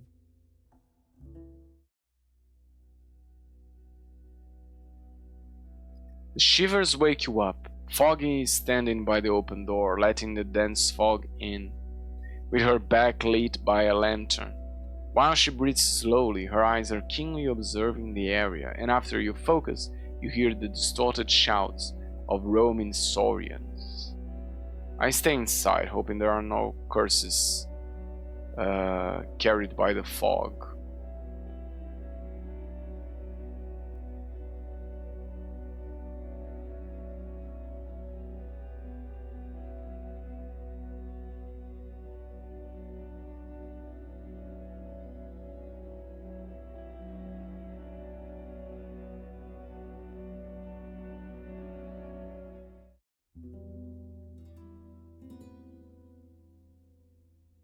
Listening to the grunts of the annoyed aggro makes you feel uneasy. Yeah, da da da da da.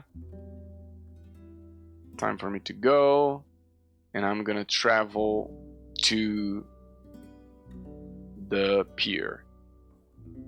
But before I do so, I'm gonna make a break. I'm gonna take a break. Because it's been another hour. And a 5 minutes break, and I'll be right back.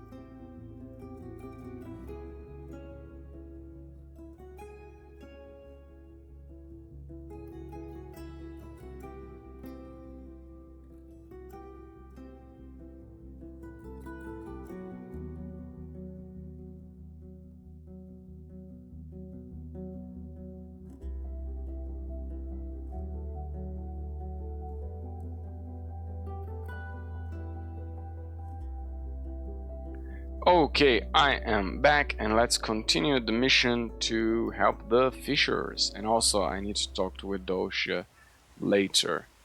I approach the pier. Wait, am I not?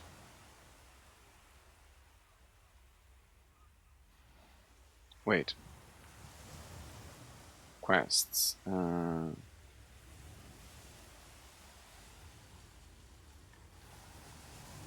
Read the letter, no. Thought I had to be here in the morning. Am I not early enough? How so?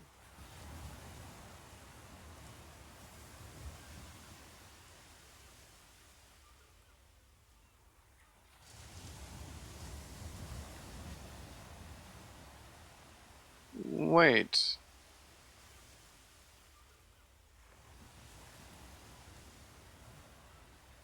I'm confused. I thought...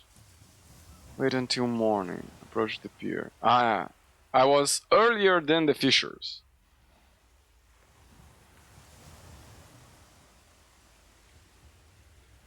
Photios inspect the equipment and discusses future plans with the workers on the coast. Just to make sure. Can't use right now. Securing the coast. You keep an eye on the caught fish equipment and resting fishers. This task will take you an entire day and may be dangerous, but if so, you get an extra dragon bone.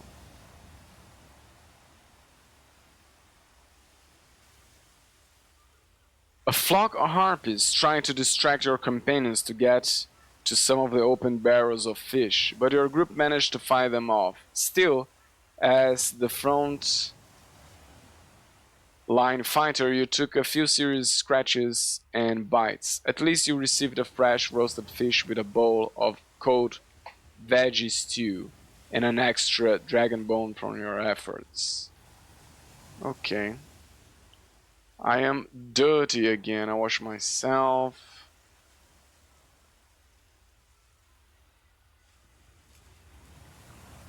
The water's freezing, and after you're done, sand makes you wait for a while before you dry up enough to put your clothes back on. Then pleasant touch of salt covering your skin will travel with you. Let's talk to the digger. Because I forgot what she wanted from me.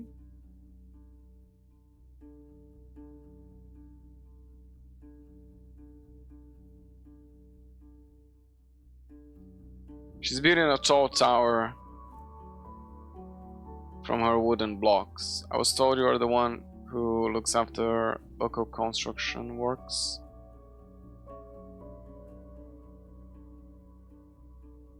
That's pretty much it, right? She glances at the spread wooden blocks. Every few springs or summer I gather a crew to build something new, or rather replace an old hovel with something fresh. But most of the days I just make sure that roofs don't fall on our heads, and that the cribbing in the caves ain't too moist. Then the coppers help me, or a bunch of fishers. She gives your ex a long look, then reaches for her much smaller hatchet and shaves one of her toys slightly, narrowing it. For centuries there's been merely one digger at a time, and this custom serves as well it does.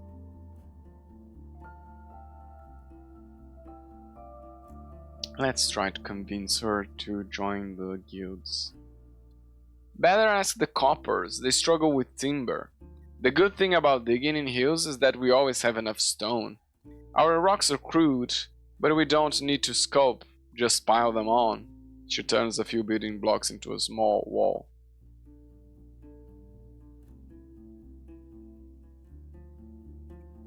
Okay.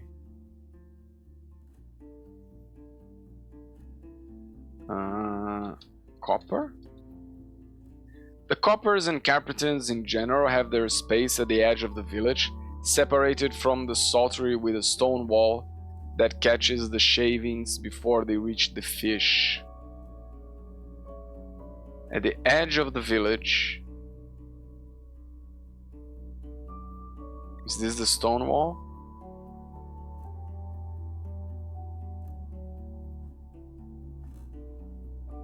In which you are then swept into a pile and moved to the smokehouse. You walk between the 4 woodworkers while the last one, a young woman with an apologetic smile, leaves the thatched store. She's wearing a heavy worn robe, half brown, half yellow, covered with dust and wood chips, and carries under her arm a stack of willow withies. 2 small seashells in many shades of orange are hanging from her ears. Stranger, we need space here. With a sigh of relief, she approaches an unfinished barrel whose staves are getting pressed together with a dense cage of weaved withies. In the city, the coppers would use old iron hoops, which could take less than a 20th of the labor. She drops her delivery and touches your shoulder with her large, strong hand. So the guild wants to speak trade again. Very well, all right. Very well. Let me show you around. I'm Dominicia, the head carpenter, I guess. She states with hesitation, and one of her workers mockingly snorts. Your guide laughs in response. Shag an eel, idiot. That's a funny expression. Her small crew laughs as well.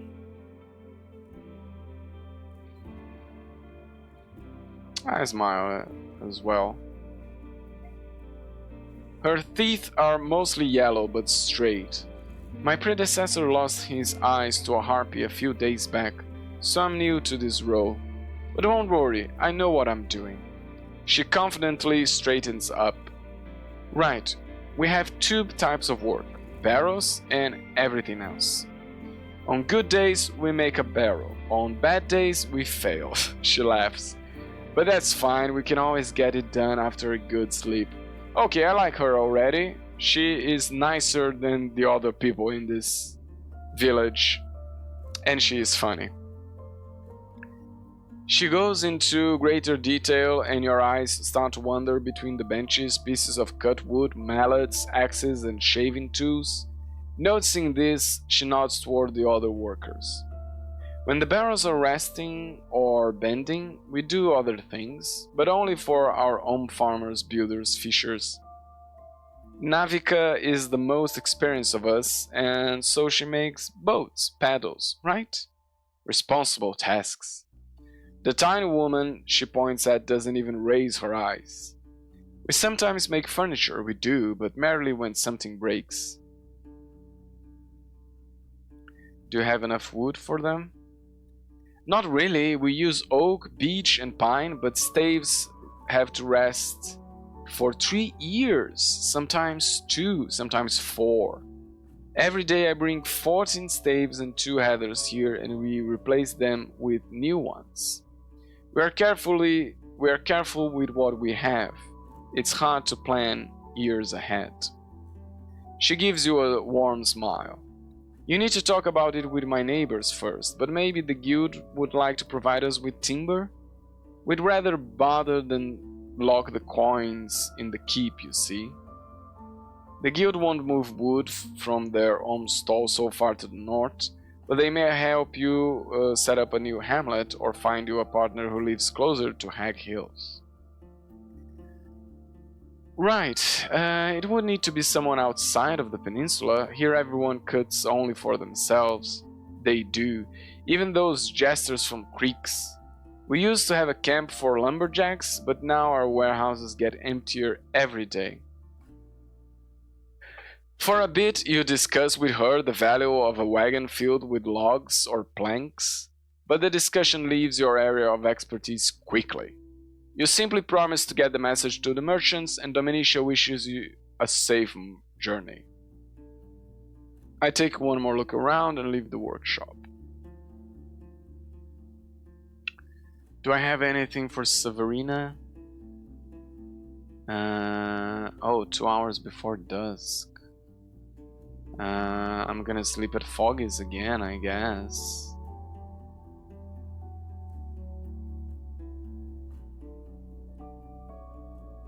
And then Crix and then Eudosha the next day. But let's see if Severina, the village head woman, has some work for me. You ascend the hill. The guard stands up and puts his woodwork on his pillow, then asks you to wait. You hear him and the head woman's voice coming from the hall, and once the man returns, he nods gently. You are asked to enter. Severina puts away her writing instruments, glances at you, then frowns. The closer you get, the more annoyed she seems to be, but she says nothing.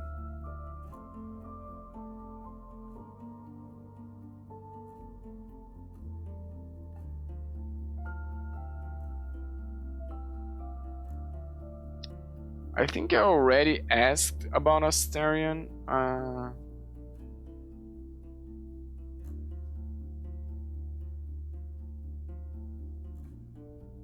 Oh, I need to talk with Thyrsus.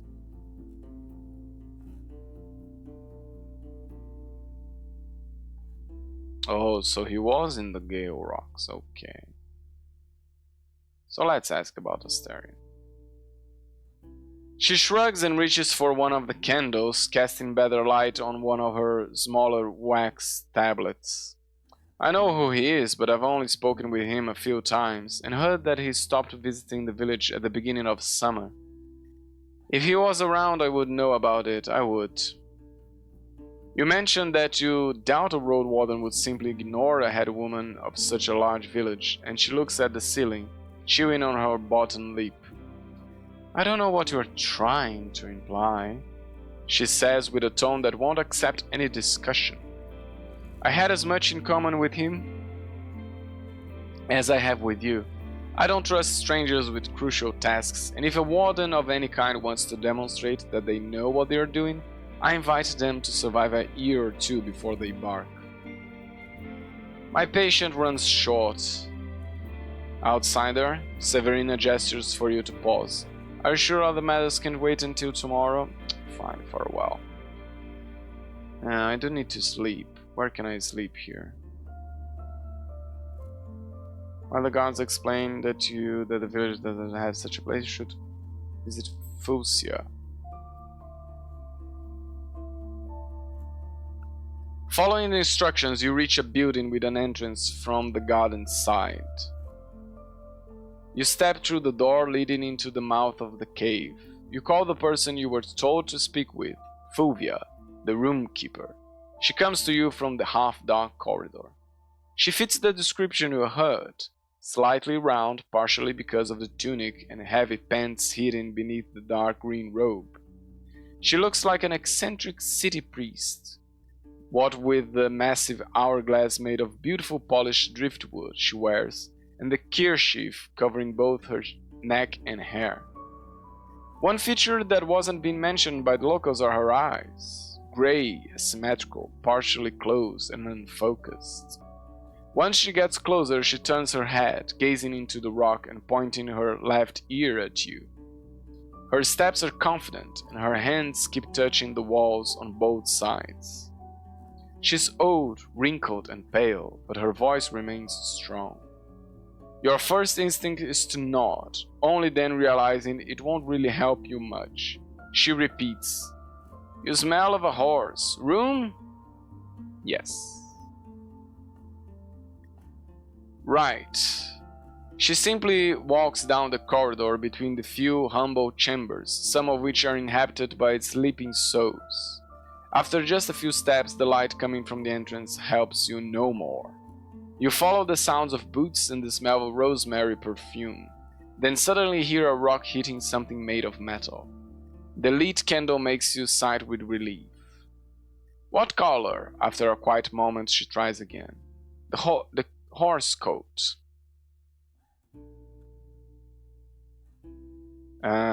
White and black stripes, like a zebra? No. A mouse dung? Bay? Why not? She lets out a sigh. The beasts of the emperors must be a beauty. The room is far from comforting. The ceiling is only a head above you.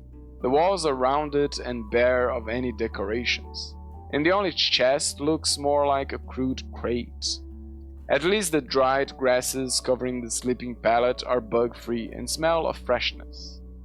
You don't have to share it, she says with amusement. How much for this delight?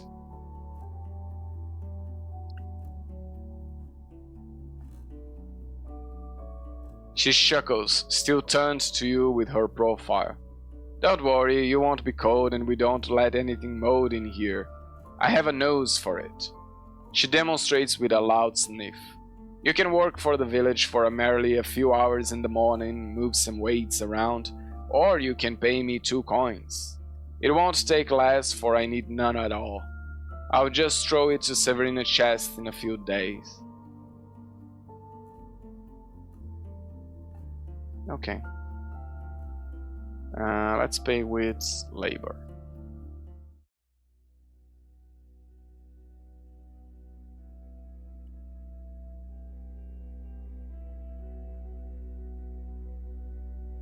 After Fulvia blows out the candles without considering if you're ready for it, you are in complete darkness, and you only now realize how quiet this room is.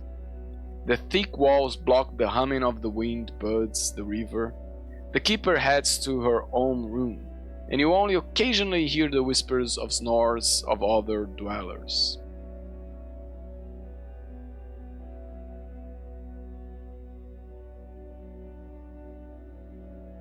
I grow anxious as I focus on my breath than on the beating of my heart.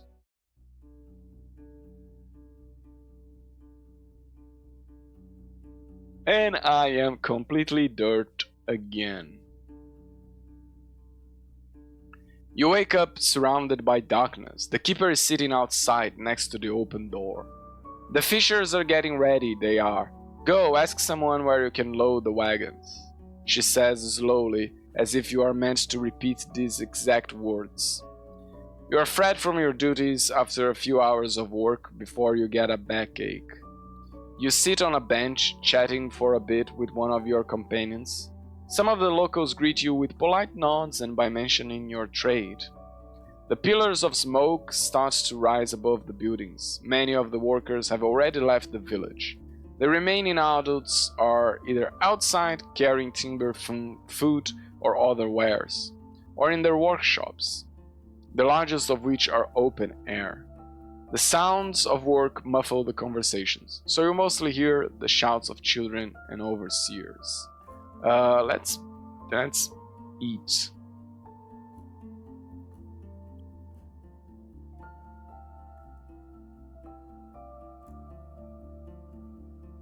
Okay, I need to clean myself. Let's travel. Let's talk with Edocia. It takes 4 hours, I have 10, yeah. I think I can go to Edocia and Hallersdale. How many can I put?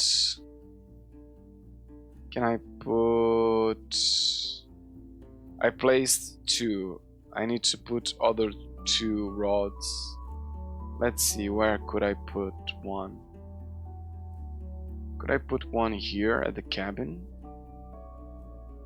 One needs to be at White Marshes, for sure. Let's see if I can put, well, yeah. Let's see if I can put one at the cabin.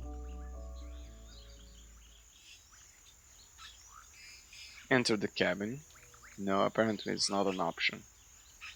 Yeah, let's travel. Let's talk with Edocia. Oh, she told me... No, wait. She told me...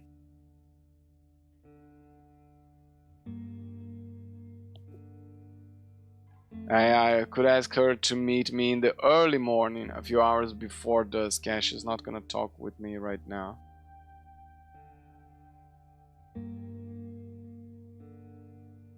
I don't have to speak with her right now.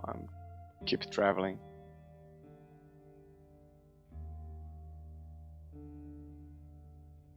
How many hours do I have? I have 5 hours. How many hours to Hallorsdale? Oh, 5 hours. Yeah, no. Straight to Hallorsdale then. Dismount. I head to the stables. I pay coin and let him work in peace. Go to the main square. And I wanna sleep. Yes, I'm gonna be cleaner. Health is not gonna be much, but I'm gonna be fat and clean.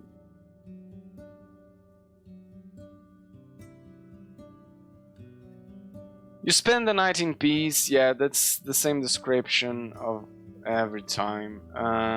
Eric's the innkeeper. No. I want to talk with the trader. Let's talk with the mayor while I'm waiting. The guard informs you that she needs to look for her, so you sit down on a bench and wait for what feels like an eternity. When Thais joins you, she apologizes for the wait, though her voice and eyes are harsh. I know her. I show her the Throwbone tablet. Could you tell me what it's in here?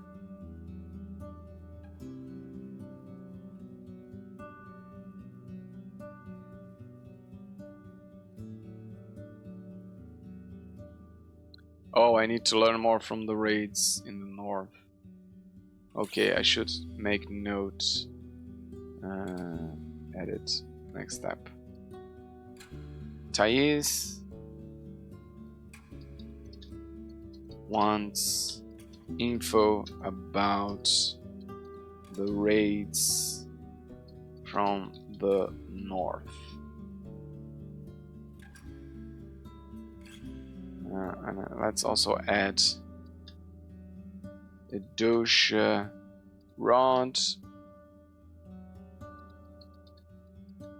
in marshes. Those are two things that I still have to do. Pretty! She taps on the carving of the back. You sure you don't want to leave it with Akakios for a few bones? She glances at the letters, then puts the tablet on the table. It's just some farewell letter written to Valens. His husband says he couldn't stand his nightmarish village, and that he met someone else during his hunting trip. It ends with a "We will start a new family, goodbye," no signature. Okay. I could use some work. She sighs with relief and gestures for you to follow her to the creek. The light dances on its surface, and you can't miss the fact that its humming conveniently camouflages the mayor's voice. I have a perfect task for someone with her trade. Behind our northern gate, you find a road. It leads to a coastal beach that used to be occupied by our fishers. Hit by a cold gust of wind. Wait. Behind our northern gate, you find a road.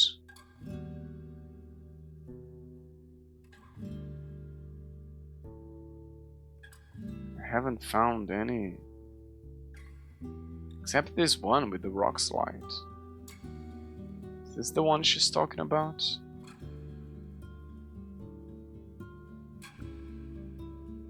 Hit with a cold gust of wind, she adjusts her cape covering her neck. That hamlet allowed us to watch the sea, and every 10 days we had as many fish and crabs as we desired, without the grace of the villages in the north. She looks into your eyes. However, an earthquake led to a rock slide and has made the road impassable. We weren't ready to clear it, and now, almost a decade later, the route is too unknown for us to risk long journeys. She raises her arm, trying to place it around your shoulders. Her gently hand is as light as a leaf.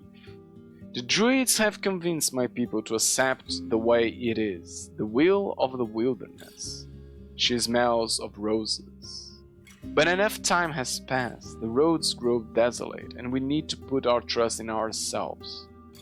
Help me clear the path, and my neighbors will follow us. If not because of their ideals, then because of their stomachs.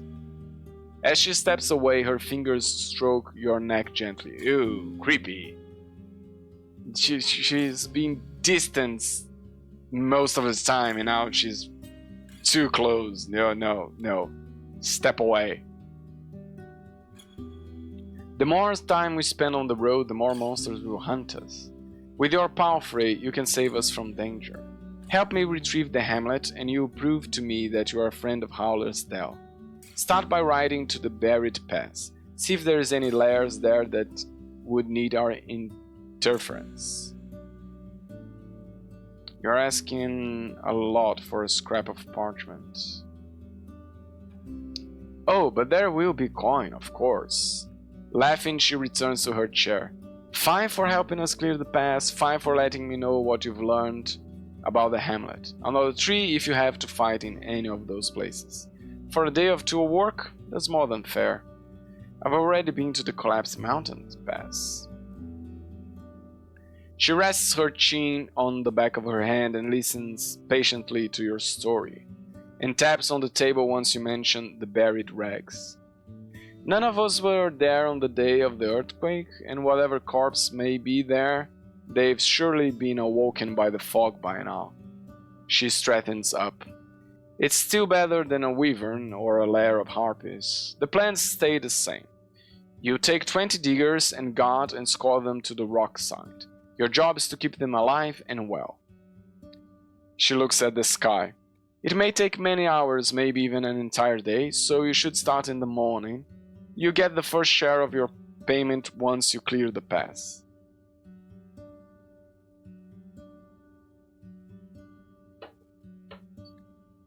It is morning. So yeah, I'm ready. Without wasting any time, Thais helps you muster the guards and diggers. They are healthy, well-fed, and in most cases, young. Their chattering is filled with excitement. The younger ones are eager to mention that they are never been so far away from the walls. The older expedition members are going more to lead and advise. They listen to the instructions carefully and are first to take spears from the guards. It doesn't take long before you're ready to leave.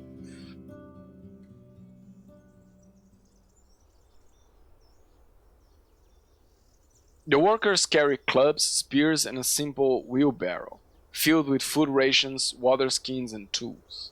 While one spade and one pickaxe were made of precious iron, other ones were made either from wooden planks in case of the former or deer antlers. Still being in the forest, your companions share memories about their time spent among the familiar trees. Some were helping the hunters carry a large saurian back to the village. Others escorted the druids on their search for rare herbs. But as you get closer to the hills, your companions lower their voices. One of the gods tells stories about the local goblin packs, without hiding any gory details. Her playful tones make others carefully look around. Keeping the diggers on their toes could be a good thing. Look out for the harpies also. The god finishes one more of her tales, looking with a smirk at the workers. That's right, you chip in. And that's why we need to keep our eyes open. Threats may hide in rocks, in clouds, and beneath our feet. I'll ride last, so I've got your backs. Now, lower your voices. Let's not cause any more landslides. The other nods, and after you regroup. We travel in silence. The diggers put on their leather gloves and grab the tools. They don't need you to provide further directions. One of the older men, whose arms are covered with healed claw marks, assign tasks and roles. The guards take place on both sides of the rock slide, and well as above it. Finally, as the first sound of the pickaxe cuts through the sky, the overseer turns towards you. He stands silent for a moment, looking uncomfortable with the idea of ordering you around.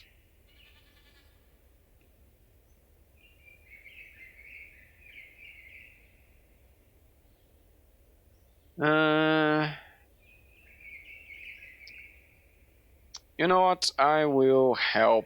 I think I'm gonna get less health, but I'm at full at almost everything, so yeah. You take off your gambeson and prepare your own pair of gloves, telling the gods to take care of Agro. The overseer tells you to gather the loose rocks and put them in the wooden wheelbarrow. The workers are not eager to engage in idle chat. They breathe heavily and speak only when necessary, coordinating their efforts.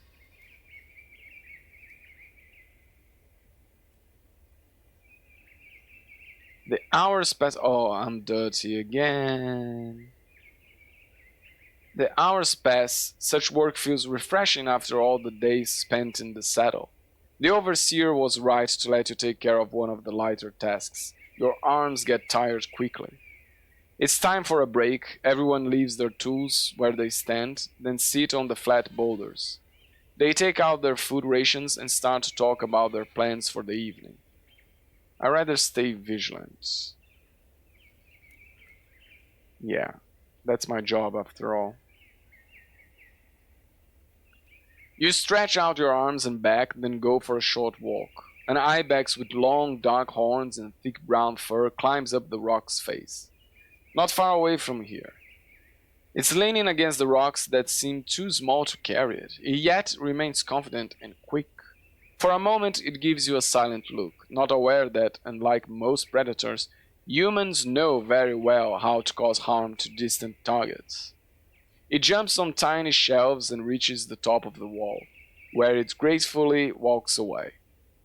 You approach Agro, which snickers at you, happy to take a long rest in such peaceful surroundings. It bows its head and you scratch the bottom of its neck firmly. The overseer clears his throat, stands up, and addresses you. So far, nay corpse, he rubs his scars with a grunt. But there was a boot, eh? Maybe the leg walked away on its own? Better grab your axe. We'll strike as soon as we see it, awoken or not. You ready?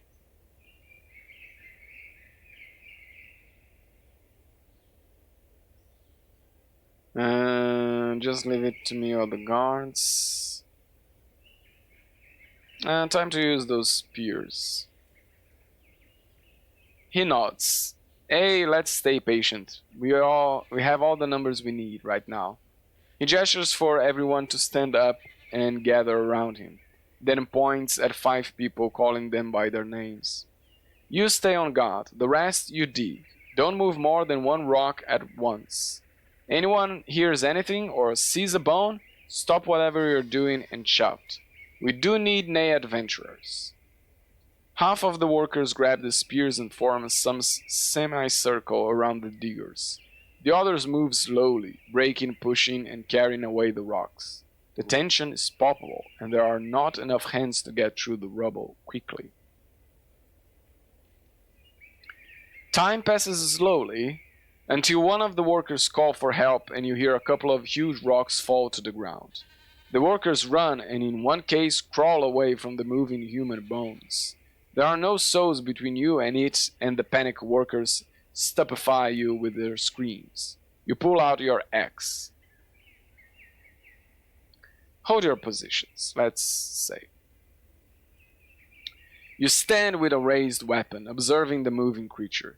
Its whitish skull is cracked, and the thin arms, held together only by pneuma, are reaching out towards you. It doesn't utter as much as a shout, and its empty eye sockets are like an abyss. The crowd observes the creature, at first with frightened gasps, then in silence. After a couple of heartbeats, the overseer points at the corpse. The bloody bonehead has knee legs! The shock loses its grasp. One of the gods pokes the undead with a spear, and before it manages to catch the weapon, it gets hit once, twice, and many more times, until it stops moving. The loose bones scatter around. The first chuckle is followed by bursts of laughter. An older digger looks at you with a smile. Scary, eh? I almost ran away.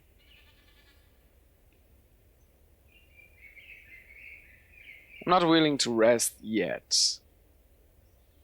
The undead didn't have its hips, and it was lucky to sit in an awkward upward position. Was this wretch buried by the tree, or did it get trapped after it died here? Wonders one of the gods, and a digger responds by spitting on the ground. Let's hope no one was stupid enough to burn their dead. The hesitant workers try to stay away from the bones, but then the overseer kicks the skull away, sparking another wave of laughter. He cups his head around his mouth. Now, there may be another one here, and its legs may still be kicking. Grab your tools, we do need have more than an hour ahead of us. He turns towards you and nods politely. You know how to get rid of a corpse on the road. What do we do?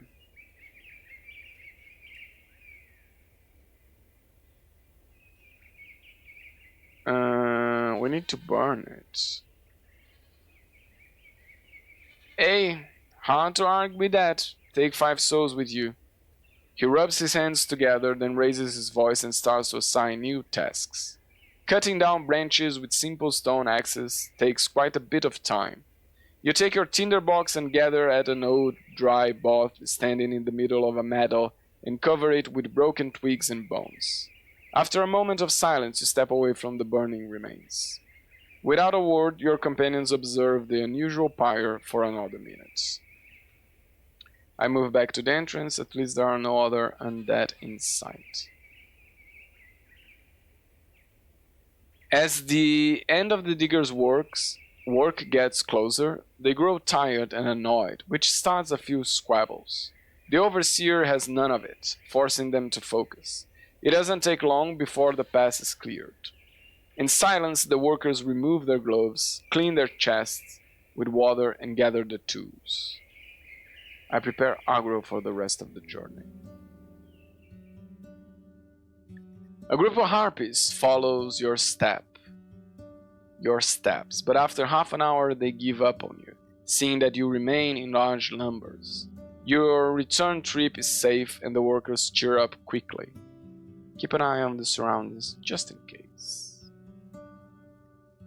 Your loud expedition gets noticed long before you reach the gates, and the villagers gather by the open gate.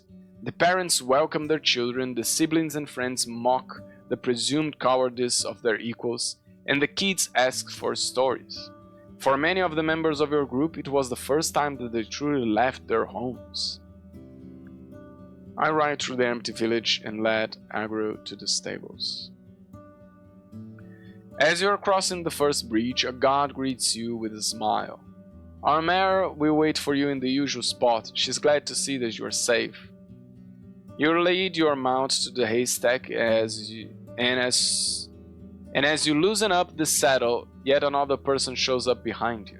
This time is the man with a large club, whom you previously met on your path to the priests, though this time he's wearing sandals.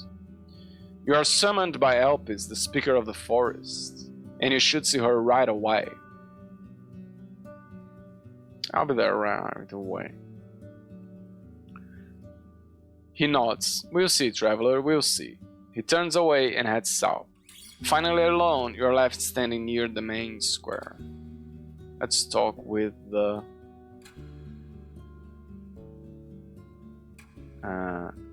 druid. The building site hasn't changed much since the last day of your visit. A few druids are weeding the herb garden, and cease once they see you. Elps arrives from around the corner.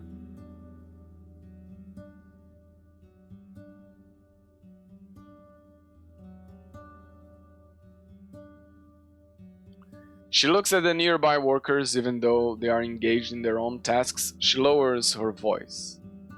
And this is a good thing that you came here first. She spares you a polite nod. The hamlet should stay as it is. Howler's Dell needs new growth. Her shoulders relax as if there's nothing more to add, but I do need more. Tell me more.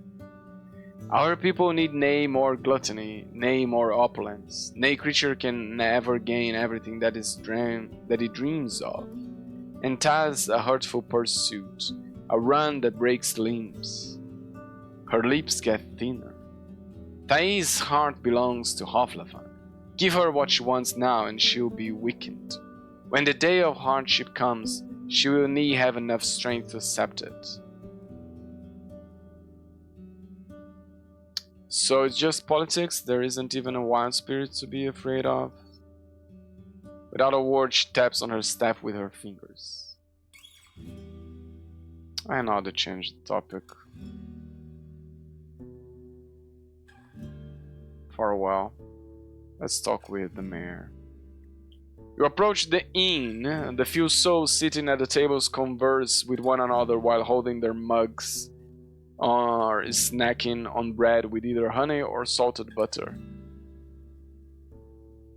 The innkeeper spends most of the time inside cooking things for dinner, but occasionally he takes a break to make sure that his daughter, who is sitting behind the counter, doesn't need his assistance. Thais is leaning against a table, listening to a group of squabbling workers. The trader is bartering with a bunch of people at once, from time to time taking something from the wagon and putting it on the counter. Then, for some reason, moving it back to where he took it from. Let's talk with the trader, because I want some soap. And what do I have for sale? Oh, just the lining? No, not interested. Let's talk with the mayor. Thais speaks with her neighbor, but after you wait for a minute, she nods politely. What else do you need?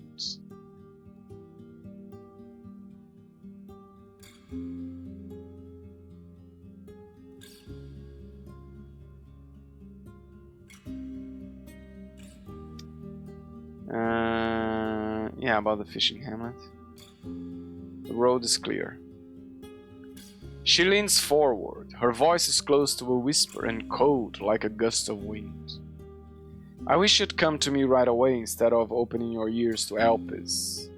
Her red lips keep wearing her usual smile, but the green eyes match the fury of her tone. She is getting meddlesome. Watch out for what she tries to sell you. Before you get a chance to answer, she straightens up. Don't let me wait any longer. Hit me with the good news, Evo. After you mention the undead, she stops herself from shedding tears of laughter. A skeleton with no legs, that must be a good sign. Still chuckling, her hands reaches to her belt, from which she unpins a leather pouch. You've done well. Our work isn't finished yet, but we are close, so close. She picks 5 dragon bones, then pushes them towards you, holding each one with a separate finger. Time for me to search the hamlets. What is this nightmarish streak? You read my soul, Evo. Pay close attention to what you find. She rubs her pale hands, then starts to count down on her pale fingers. How many cabins are still standing? Are there any lairs nearby? Any signs of vagabonds? Sow-eaten mold? Broken walls? The more you learn, the better. I'll see you soon.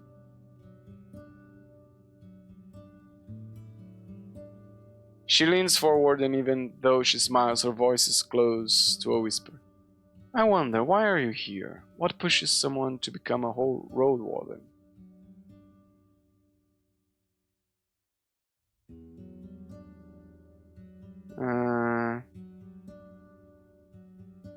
A new life, it doesn't matter why. So mysterious, but I understand. So you're more of an adventurer than a soldier.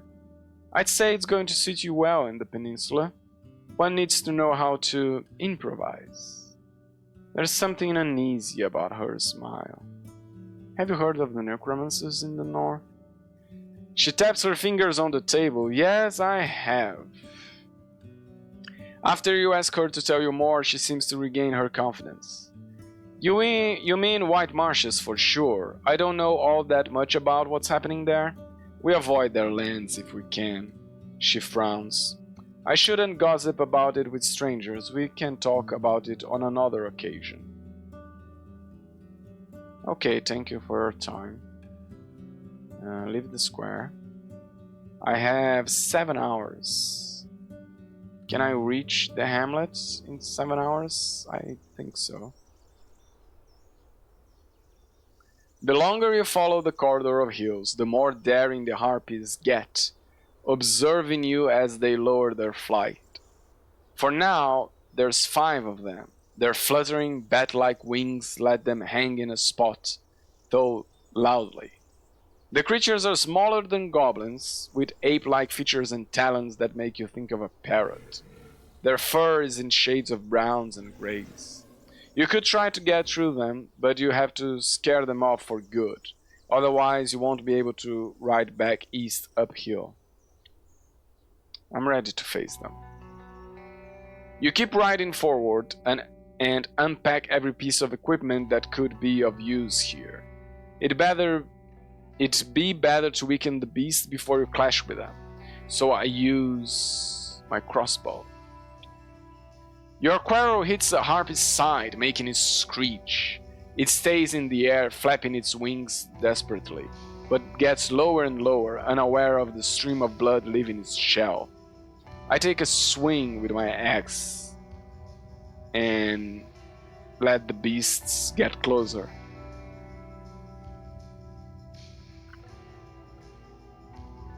You find comfort in the rhythm dictated by your palfrey, but you would struggle to protect both of you, not to mention trying to push away the onslaught. You have to use your axe to scare away anything that's reaching Agra's eyes.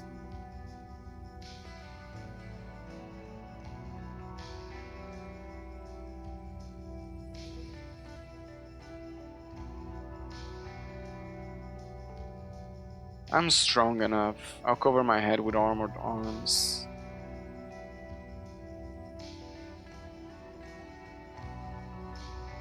Yeah, I'm armored.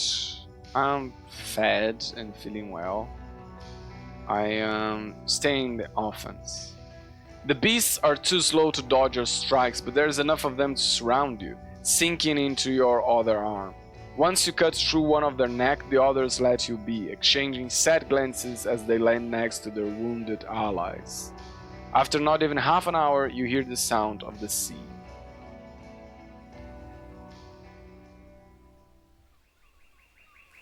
The coast is a mixture of green. How many hours do I have? 4 hours. Okay, I think that's gonna be enough to go back to Hollersdale.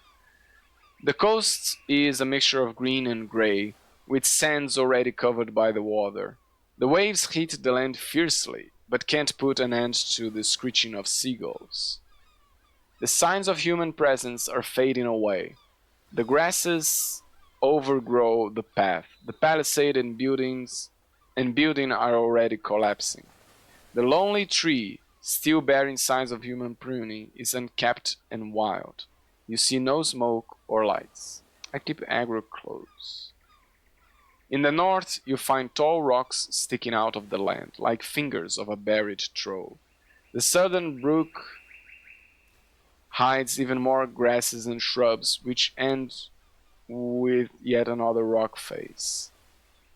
There are no obvious obstacles that would block you from entering the village, but there's also enough space to look around the wall.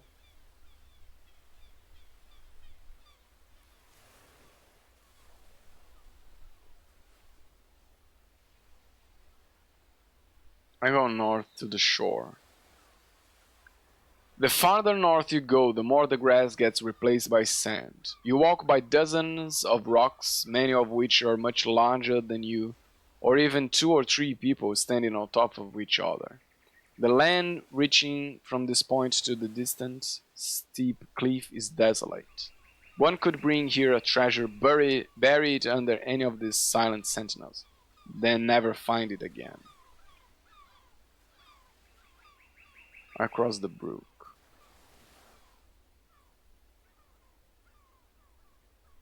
The area is surrounded by cliffs, like an antechamber in a palace. The meadow here is modest, but still lengthy enough for Agra to enjoy it. You count the trees, stumps, and bows. And bows? Boths? Think bows, probably? Then realize that this lea is but a dead shell of a lush corpse, a clearing left behind by the settlers. A single shrub is still alive, too weak to withstand the sun, and winds all by itself. You think of the roots spreading beneath your boots, now dead and rotting. The stones here are almost as huge as a building, both on land and in the water. You can only guess how much space they occupy beneath the surface. You inspect the dead tree growing by the brook and find an old necklace among its roots. It's made from a leather strip now covered in mold, a long cream-colored seashell, and a few thin round flakes, most likely made of a sea monster's tooth. You try to wash it, but to no avail.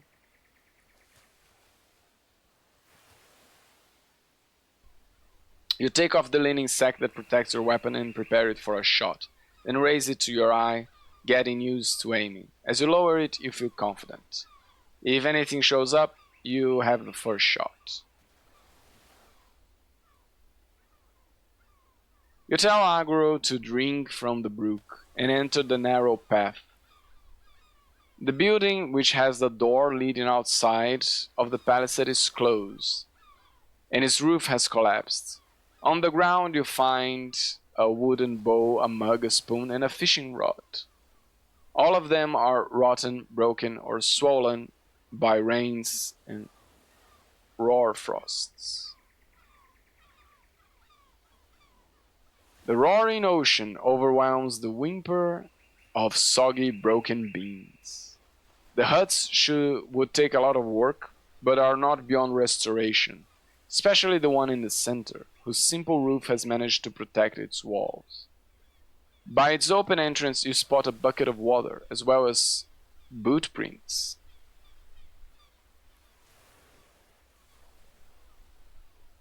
Anyone here? The strong voice of a young woman reaches you from the building in front of you. If so, maybe put down the crossbow, eh? Fine, I put it on the ground. Let me see you.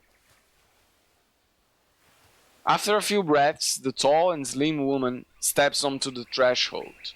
Her strong long bow is resting against her hip, and you spot the arrow quills sticking out from the quiver. She's standing sideways to you, ready to take a shooting stance. This, combined with her raised chin, gives her a proud, confident look. If she's a traveler, it's unusual that she carries no major scars, bruises, or wounds. She stands with flaxen curly hair that is too short to reach her shoulders. It's disorderly and of uneven length, most likely cut with a dagger. Her upper lip is unusually large. Thief, runaway, big game huntress?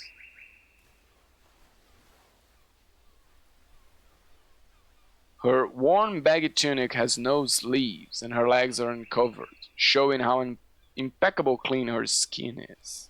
She observes you keenly, but her sparkling, curious hazel eyes carry no anger.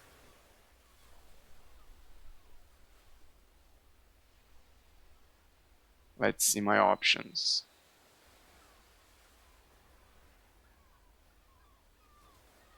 Friendly.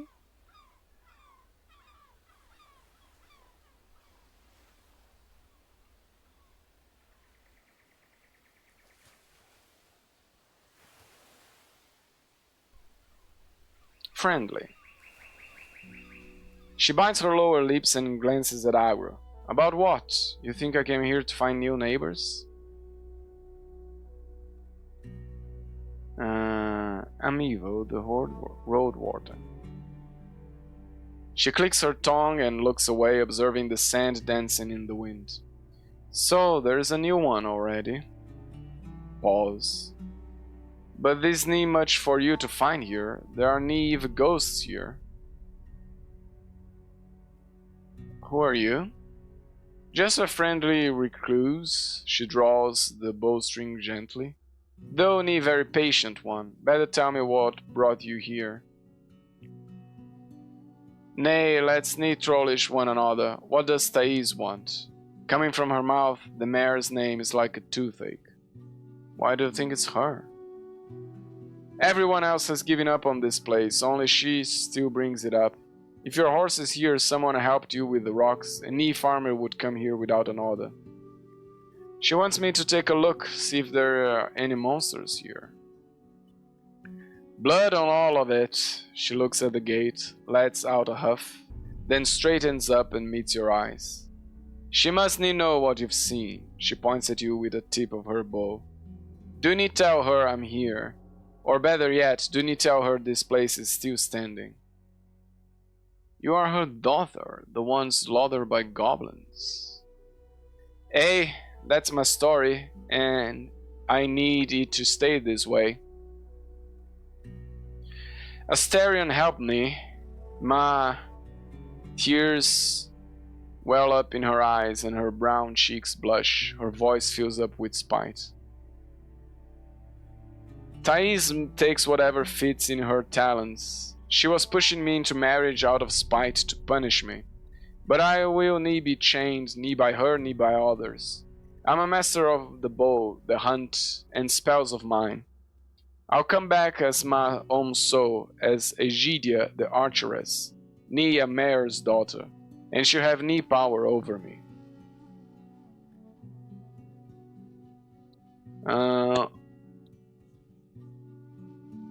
What do you want the villagers to stay away? She puts a hand on the tip of her bow and starts to stroke it with her fingers. I hope howlers will prosper, I do. But they already have more than they can eat.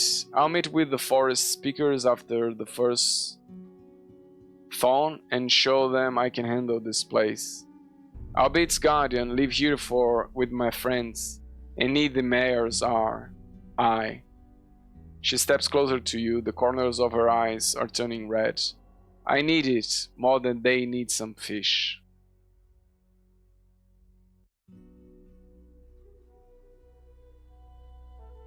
And the druids don't control the village, Thais does.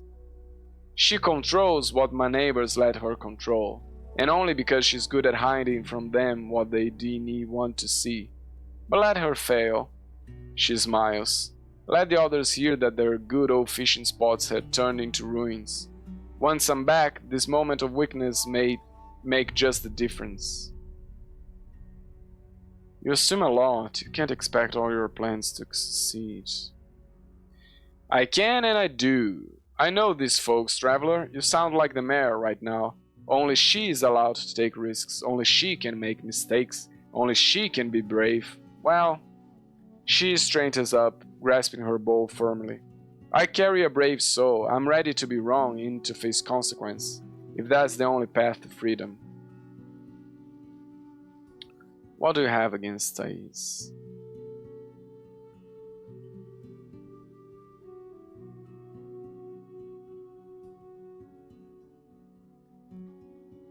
She pulls the string of her bow. I'm Neabad, words escape me, and my pain shall die with me. But Alpis, a forest speaker, also knows the real mare. She wants others to see her as strong at all costs. She swings the bow like a staff right above the ground, as if to hit invisible legs. She punishes those who stand against her, and I did the worst crime of them all. She makes a dramatic pause. I doubted her. I don't want to ask anything for me.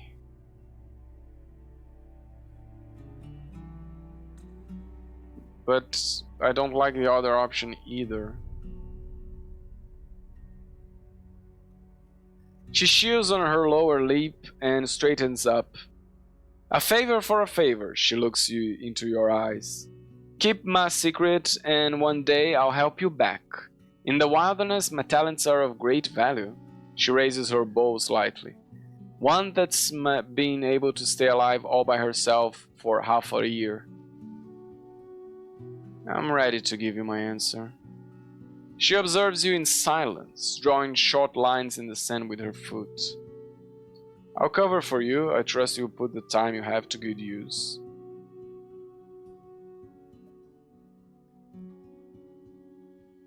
Yeah, I'll cover for you.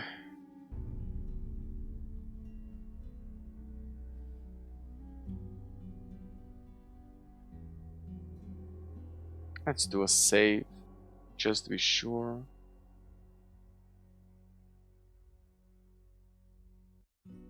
She closes her eyes, takes a few deep breaths, and starts to walk around you, with light steps that turn into skipping. There are tears in her eyes. Thank you, thank you. I'd hug you, but oh well. She waves her hand in front of her, drawing your attention to the rags that she's wearing. And I am also dirty and torn. Aegidia asks you to give her a few minutes, and you return to Agra. Once she returns, her hair is combed, and she's wearing a brown linen tunic, slightly darker than her skin, with red trim on its neck and sleeves, long enough to reach her knees. It's as good as new, a relic of Thais' luxuries. Have you ever been at the heart of the woods? Nay, we do not hunt for beasts beyond the nearest hills and ponds. If I were to enter the deep roads, I'd have some long preparations to do. Good gambeson, sharp blade, healthy shell, food in my belly in a sack. She glances at Agro and can't stop her chuckle. And I take someone with me, or a group of someones, but you already have all the help you need, I see. Tell me about Asterion. She touches her lips with the tip of her bow. Well, I do need know where he is. I spent little time with him, but he's a stranger with a pure heart, like it's made of iron. She glances at you. He doesn't talk much, but be a warden thing, eh? Nay, I will nae stay around, he said. She tries awkwardly to imitate a male voice. I write east next. East, I ask? To Howlers? Farther, he said. To the Enchantress, maybe. Ever farther than that? His own words. Wait. There wasn't a path after the Enchantress. There was a lake here. Which path could he have gone to? Where the hell did Asterion go? What other path would go east? Oh, he means the tribe of the Green Mountain, I'm sure. That's where they live, away from any road. I'm never sure how to find them. Maybe one of the forest speakers could guide you. Is this your necklace? She doesn't reach for it, and instead lowers her head to your open palm. Nay, it's ugly. You found it here? Must be old, from before me time. Oh, I forgot about that arrow. Ah, my expertise is required. Her smile turns into a chuckle. Let me take a look. She returns it to you after a few moments. This is nothing special. Where did you find it? It wasn't used in a hunt, was it? People from Gale Rocks make those. Orange and black, you see. She points at the fletching.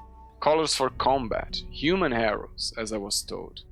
'Tis a spell thing of theirs. Brown feathers are for deer, green and orange are for goblins, and so on. Wait, so Gale Rocks? Did they use the arrow to protect themselves when they were attacked here? Or were they the attackers? She gives the arrow back. How can one tell? They say it works. Maybe there's a ritual or something, like a secret. A Fletcher may know it. Okay. It's time for me to leave. Safe travels, she says with a smile and pats her palfrey's neck. You leave the hamlet. Go to the harbor just to look around before I return to Howler's Dell. You walk by the small garden that carries a few bean plants and not many weeds. You leave Agro behind and take a walk on the wooden logs of the massive bridge. They are in much better shape than the other structures here, and the boat is almost new, still shining proudly from vanishing. You look back at the nearby buildings. While restoring all the structure to the former functionality will be rough, there's a lot to work with. Thais would be pleased. Let's go back to Howler's Dell.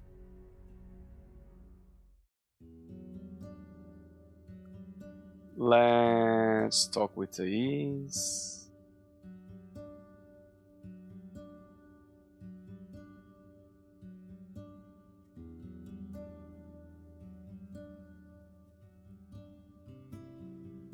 What can you tell me about the tribe of the Green Mountain?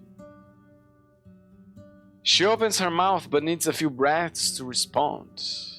I compliment you for finding out about their existence at all. She rubs the back of her neck. I can't tell you much about them, to be honest. I wouldn't be allowed to, even if I wanted to. Ma, hearing the call of a little girl, Thais flinches. It turns out the girl is demanding a change of shirt. She points at a large stain on her stomach.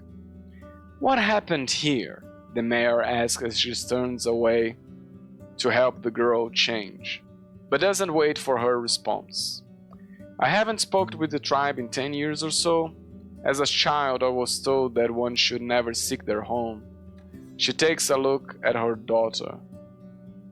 The new shirt is as worn and dull as the old one. It's an old garment for adults. On her small frame, it looks like a baggy tunic. Very nice, go play. She concludes absently and looks away at you, sighing with annoyance. My sister used to brag that she saw them once in the woods during their hunt, that they were wearing the faces of animals, looking like the beast folk.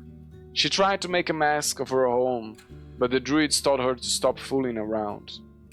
Kids are liars, my father said. She lets out a quiet titter.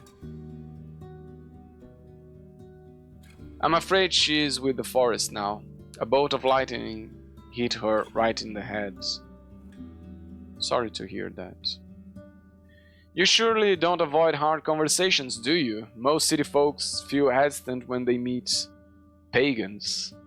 She smirks, but the hand clenched around her dear buckled makes you alert. Are you that open to strangers, or did the United Church loosen its grasp? I'm interested who would take their place. The guild and artisans? The army? The United Church stands strong, and so do its laws. Hovlavan is still loyal to the Empress, even if she's not around.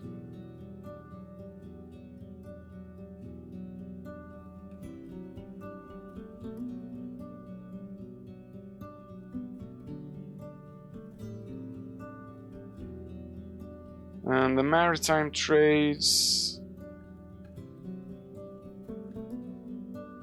They sent me all the way over here, so I'm gonna say that the merchants took the lead. The roads might turn wild, but the sea won't ever sate its hunger for ships. People who lost everything are more likely to risk it all. She still smiles, but her eyes are melancholic. When the world shakes, it's also time to change the old order. Maybe it's the only time. About the fishing hamlets. She encourages you with a smile.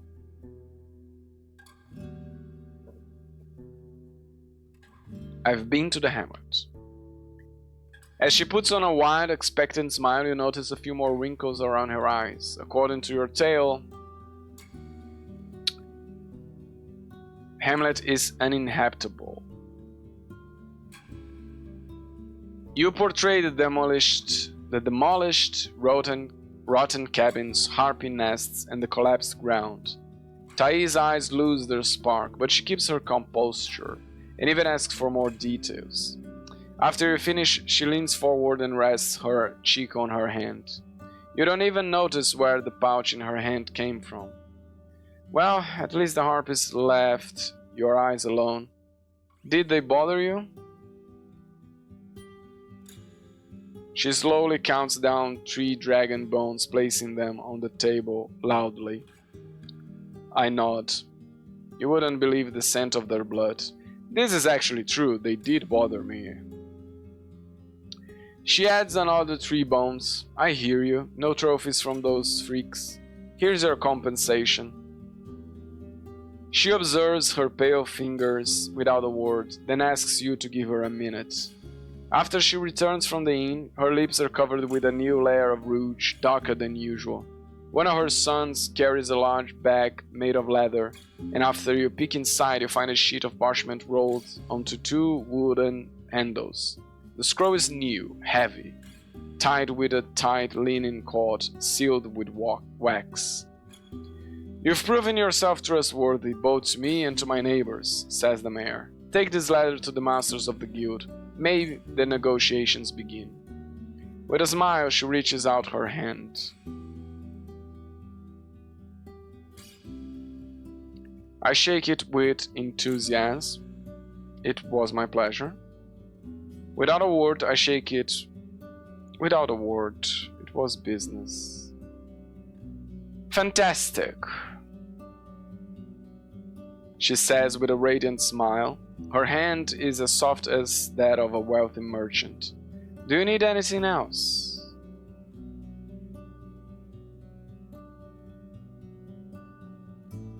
I'm afraid to show her the necklace. Let's...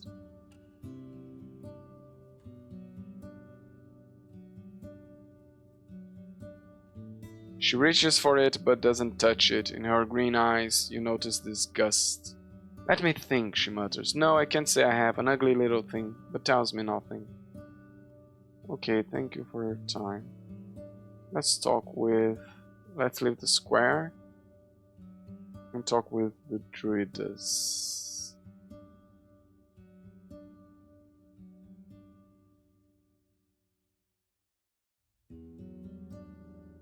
I whisper, making sure that none of the workers can hear me.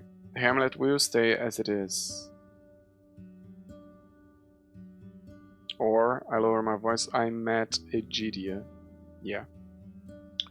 When she responds to your brief tale, you can't tell if her whisper is filled with reprimand or appreciation. It doesn't fit me to put one soul above another. It is true that the mayor pushes the villages into a time of struggle, but not because of bad will. It was what she was taught, and what saves her from her own past. She pursues power, and that's this weakness in it. I do think she needs to change for everyone's sake, but each one of us struggles to bloom, not just her. Her blue eyes resemble. She smiles gently, then steps back and bows deeply. Seeing this, the nearby druids also lower their heads. The others may not know it yet, but you've chosen their safety over their greed. Your kind heart will be remembered. Okay, farewell, thank you. It's time for me to sleep. It's time for me to sleep in the game, and it's time for me to sleep in real life. The rains once again hit the ground, interrupting your sleep. Let me save, and I will continue tomorrow. I have 22 days left.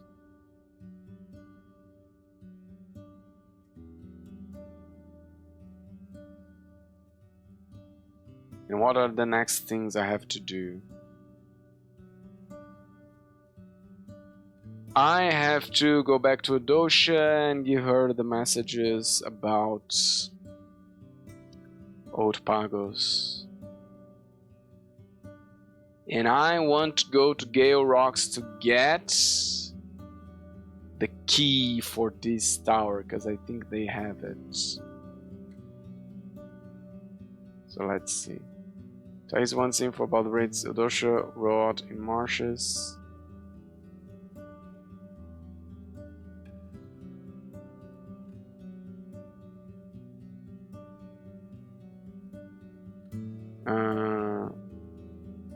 Deliver message to Adosha.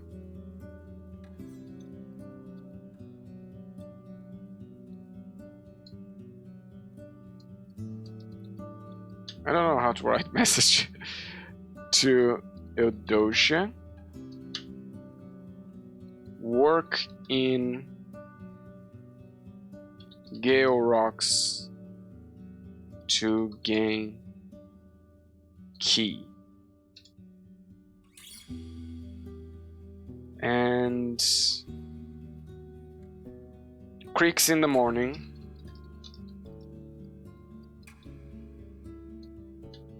To check if we can clear the fallen tree. Okay, I think those are the next steps. Am I forgetting something?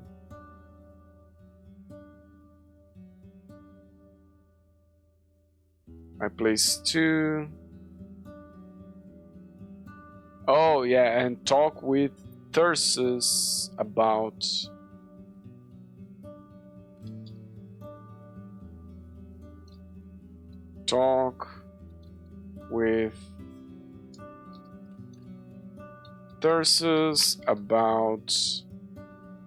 Sterion, and also translated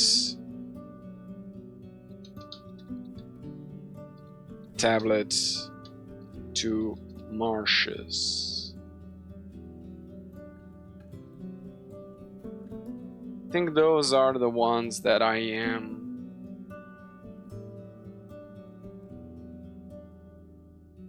oh no, there's one more. When talking with Eudocia,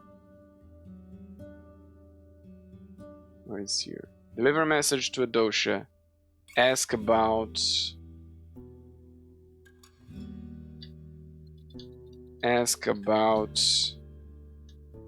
cursed field in ruined village. Okay. Now I think those are all the steps. And let me save again. And that's it. That's all from me for today. Probably 2 more streams, and Roadwarden's gonna be done, because I have only 22 days left. Anyway, that's all from me for today. It's time to power down. Bye bye.